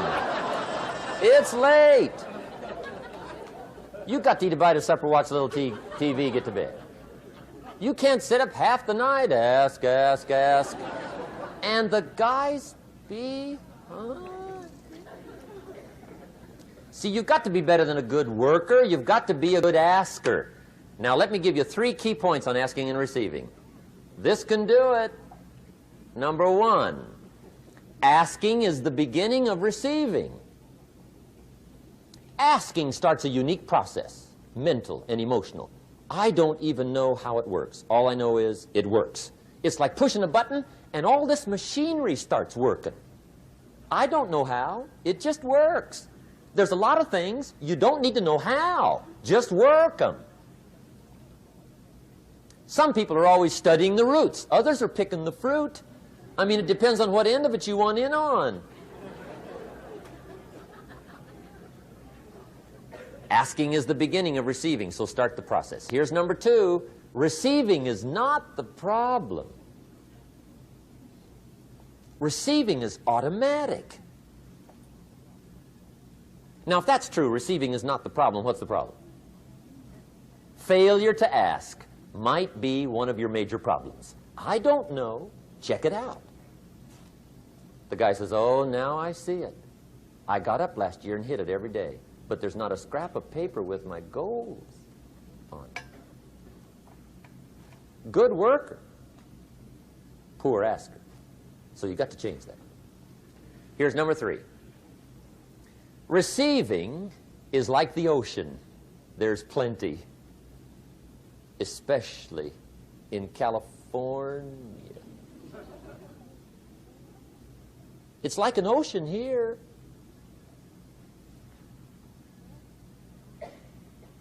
Success is not in short supply. It isn't rationed, and you stepped up to the window and it was all gone. No, no, no.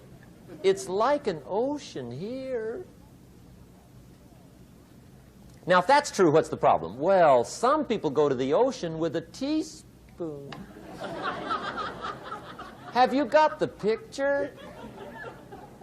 See, what you want to do in view of the size of the ocean is trade your teaspoon for at least a bucket, and you'll look better down at the ocean.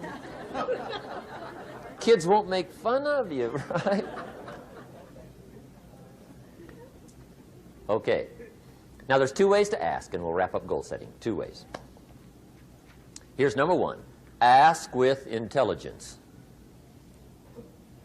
It didn't say ask intelligently, but I'm sure it meant that. Don't mumble. You don't get anything by mumbling. Be clear. Be specific. Intelligent asking means how wide, how high, how soon, when, what size, what color, how much. Define what you want and describe what you want. That's powerful. In the weekend seminar we teach, goals become like a magnet. They pull you that direction. And the better you describe them, the more they pull. So ask intelligently. Here's number 2. Ask with faith.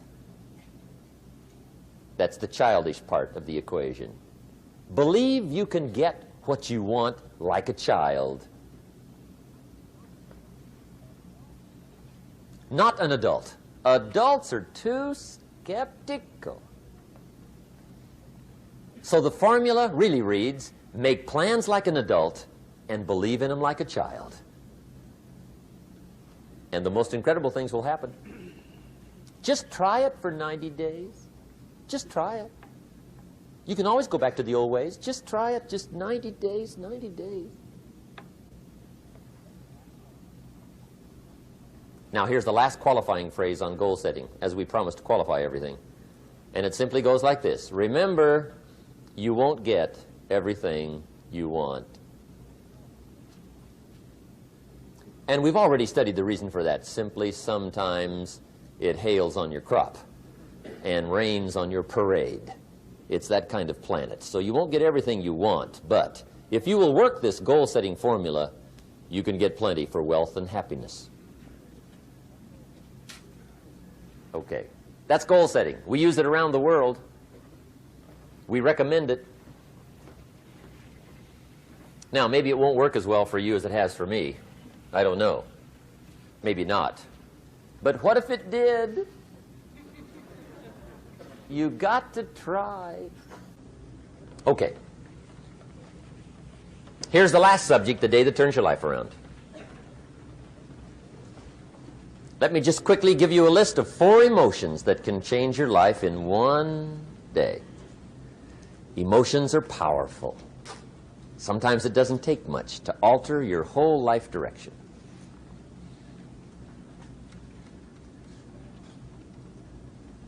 Okay, here they are. Number 1, disgust.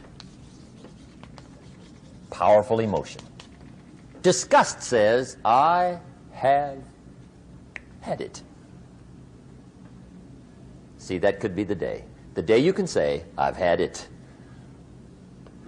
And whether you've had it with something small or something major, the day you can say, I've had it, may not be the day it ends, but the day it begins. That's what I said when that little Girl Scout left my door when I'm 25. I give her the big lie, she leaves, I say, I don't want to live like this anymore. I've had it with lying and being broke.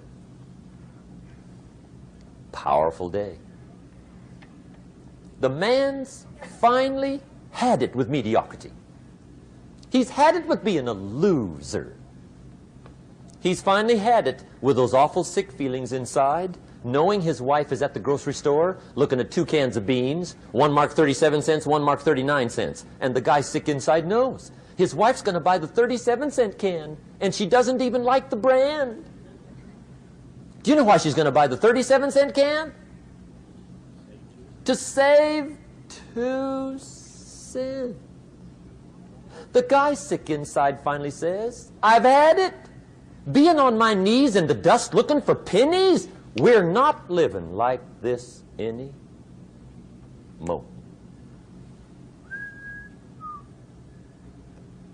Could be the day that turns your life around. The day you can say, I've had it. He walks into his closet and rips everything in it to shreds and says, I've worn this embarrassing stuff for the last time. And not only will I never wear it again, no one else will ever wear it again. Commit an act that says, I've had it. Powerful. Here's the next one, decision. And decision-making is powerful. And it's emotional. That's those knots in the pit of your stomach, right? Waking up in the middle of the night in a cold sweat, trying to decide. We sometimes call it inner civil war. What shall I do?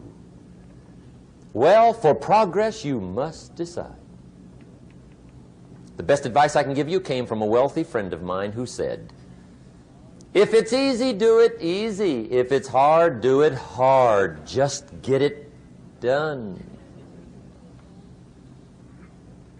If you went home tonight and in the next few days cleaned up a whole list of decisions, that might furnish enough inspiration for the next 10 years. I found this out many times after you've decided. Getting on with it is easier than deciding. Sometimes decision is the toughest part. Here's the next emotion, desire, wanting to bad enough. And I don't know how to tell you to want to. That's something you've got to come up with. There's 2 things I know about desire. Number 1, it comes from inside, not outside. You don't send off for it. Number 2, I know desire can be triggered by something. Who knows what it might be? Sometimes desire waits and sleeps for something to happen. Maybe it's a book, maybe it's a song, maybe it's a sermon, maybe it's a lecture, a seminar, maybe it's the conversation of a friend, a happening, an event. Who knows? The best advice I can give you is what I give my staff. It goes like this: welcome every human experience. You never know which one is going to turn it all on. even the bad experiences. Sometimes from the bitterest experience comes the greatest awakening. So let down the barriers, take down the walls. The same wall that keeps out disappointment keeps out happiness. Let life touch you. Don't let it kill you, but let it touch you. Here's the last one. This one's powerful. Resolve. Resolve says, I will. Two of the most powerful words in the language. I will. Benjamin Disraeli once said, nothing can resist a human will that will stake even its existence on the extent of its purpose. Shortly put, I'll do it or die. See, that's powerful. That could be the day that turns your life around. The world has a strange way of stepping aside when somebody says, I'll do it or die.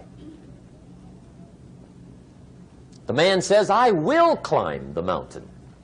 They've told me it's too high, it's too far, it's too rocky, it's too difficult, it's never been done before, but it's my mountain, I will climb it. Pretty soon you'll see me waving from the top. Or dead on the side, because I ain't coming back.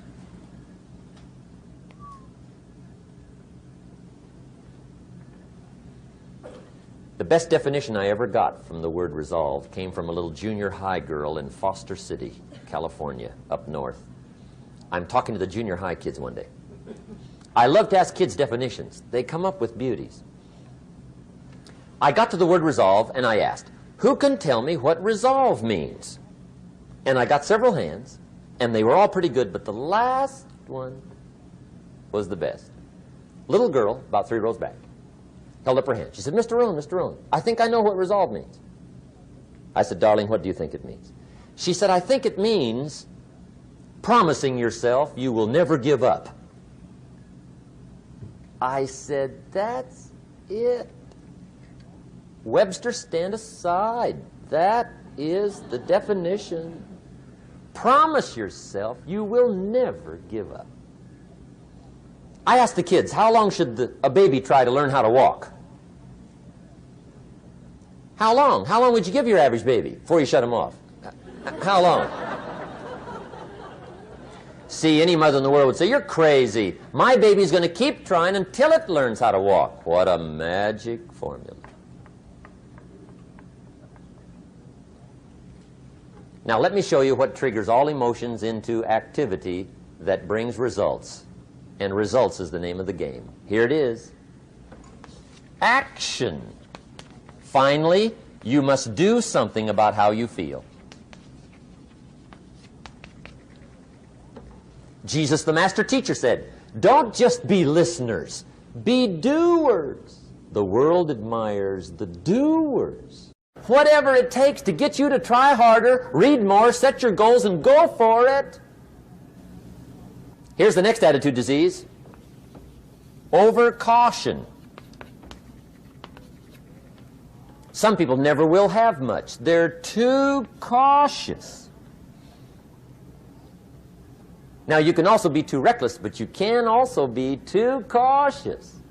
This is called the timid approach to life. And my caution was always the risk. Risk used to drive me right up the wall.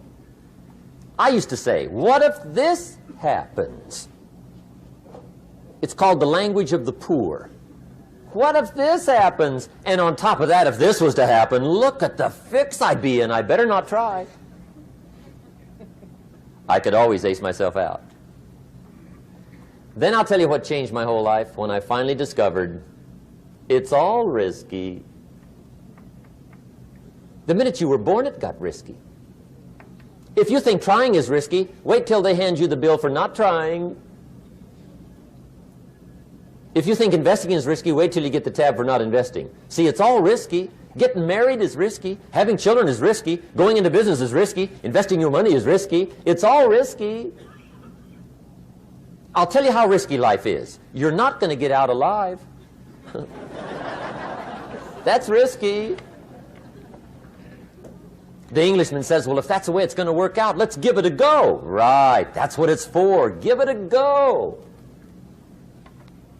Somebody says, yeah, but I'm looking for safety and security. Fine, then huddle in a corner. We'll cover you with a sheet, bring you 3 meals a day. And we'll protect you, feed you, look after you, care for you. We won't let anything happen to you. And you'll probably live to be 100. The guy said, well, yeah, I'd live to be 100. But what a way to live. Right. What a way to live, safe and secure. Don't ask for security. Ask for adventure. Better to live 30 years full of adventure than 100 years safe in the corner. And see, it's not important how long you live. What's important is how you live. Here's the next attitude disease. We're almost through with this motley list. In fact, we're almost through. Hang on.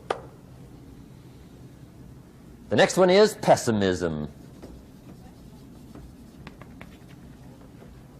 Pessimism, the deadly disease of always looking on the bad side, the problem side, the difficult side, checking all the reasons why it can't be done. The poor pessimist leads an ugly life. He doesn't try to figure out what's right. He tries to figure out what's wrong. He doesn't look for virtue. He looks for faults. And when he finds them, he's delighted. How ugly. This is the poor guy who looks through the window, doesn't see the sunset. He sees the specks on the window.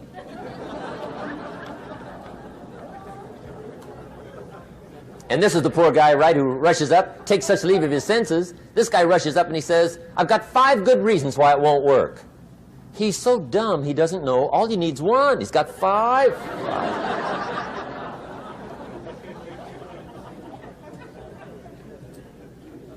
To the pessimist, the glass is always half empty. To the optimist, the glass is half full. Why would the same measure affect people 2 different ways? Answer, it all depends on how you look at it. Our lives are mostly affected by the way we think things are, not the way they are. The way we think they are affects us most. There's a subject we don't have time to get into tonight called better thinking habits. One of the major things Shoaff taught me when I met him, he said, poor thinking habits keeps most people poor. Not poor working habits. Most people work hard, but they don't think hard. And Shoaff taught me that the mind is like a factory, a mental factory. And whatever you think about all day long pours ingredients into this mental factory. And that's what builds the economic, social, financial fabric of your life. He quoted me a Bible phrase that says, as you think, so you become. How awesome. When he talked about poor thinking habits, he had me. I used to start the day reading the morning newspaper. I mean, you can believe that or not. I'd get a cup of coffee and read the paper. I'd load up on wars and riots and murders and stabbings and killings and bank robberies and muggings and car wrecks and tragedies. I'd even read the back pages. I seem to like that stuff for some weird reason. I'd load up on all that, and then I'd start the day. You can imagine the kind of days I used to have. You walk around on your financial knees. They call you economic peewee.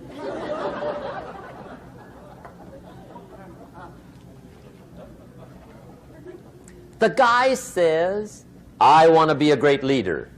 Wonderful. The first thing we do is follow him to his house. When we get there, we walk in and check his library, number 1. Somebody says, well, why check his library? The reason is because what a man reads pours massive ingredients into his mental factory, and the fabric of his life is built from those ingredients. You would not believe what some people have got in their house to read. You would not believe. One of the best dressed up words I know for a lot of it is trash. Can you imagine dumping a barrel of trash into this mental factory every day and coming out with a rich, dynamic, positive life? It can't be done. You might as well try making a cake with cement. The kids back in Danbury, Connecticut, high school, they're asking me questions one day. I'm talking to the kids. Kids got good questions these days. One of them said to me, Mr. Rohn, how do you build the good life? I said, it's simple. It's not easy, but it's simple. Here's how you build anything. Select the right ingredients, keep out the wrong ingredients, and it starts with thought. Everything starts with thought. So you must be wise and careful what you think about, because that starts everything. You got to be wise and careful. I asked the kids, what would happen if somebody dropped sugar in my coffee? They said, well, you'd be okay. I said, what if somebody dropped strychnine in my coffee? They said, well, you'd be dead. I said, correct. Lesson 1. Life is both sugar and strychnine. You gotta be careful. I said, what if my worst enemy drops in the sugar? They said, will you be okay? I said, what if my best friend, even by accident, drops in the strychnine? They said, well, you'd be dead. I said, correct. Lesson 2, watch your coffee.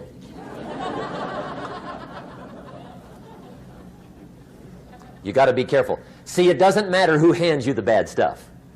It doesn't matter where you get the bad stuff. It'll still do its damage on your bank account, wherever you get it.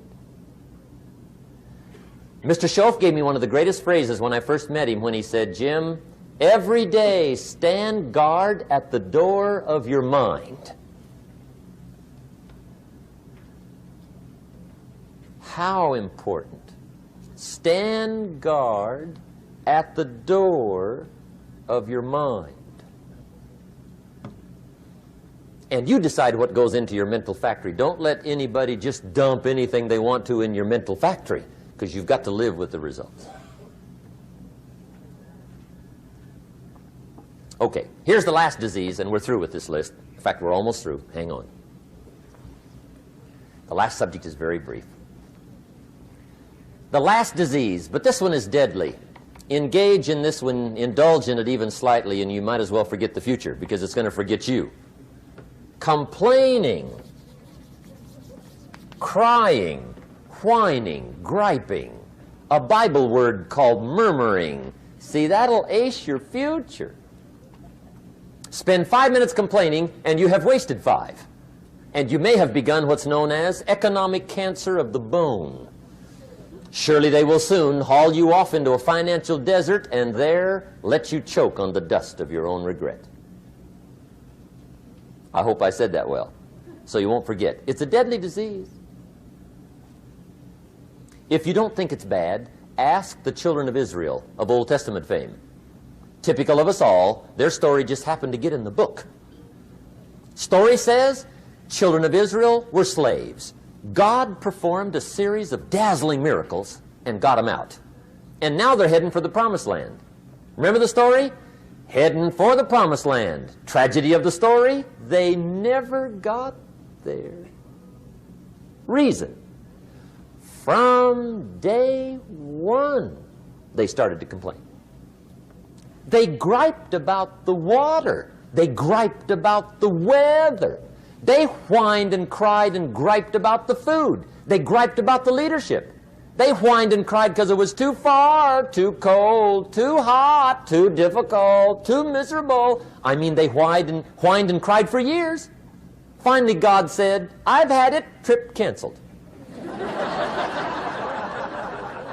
Or something like that. The story says they died in the desert, never got to the promised land. Which I think means 2 things. Indulge in this long enough, you get your future canceled. And I guess it also means even God himself can only take so much.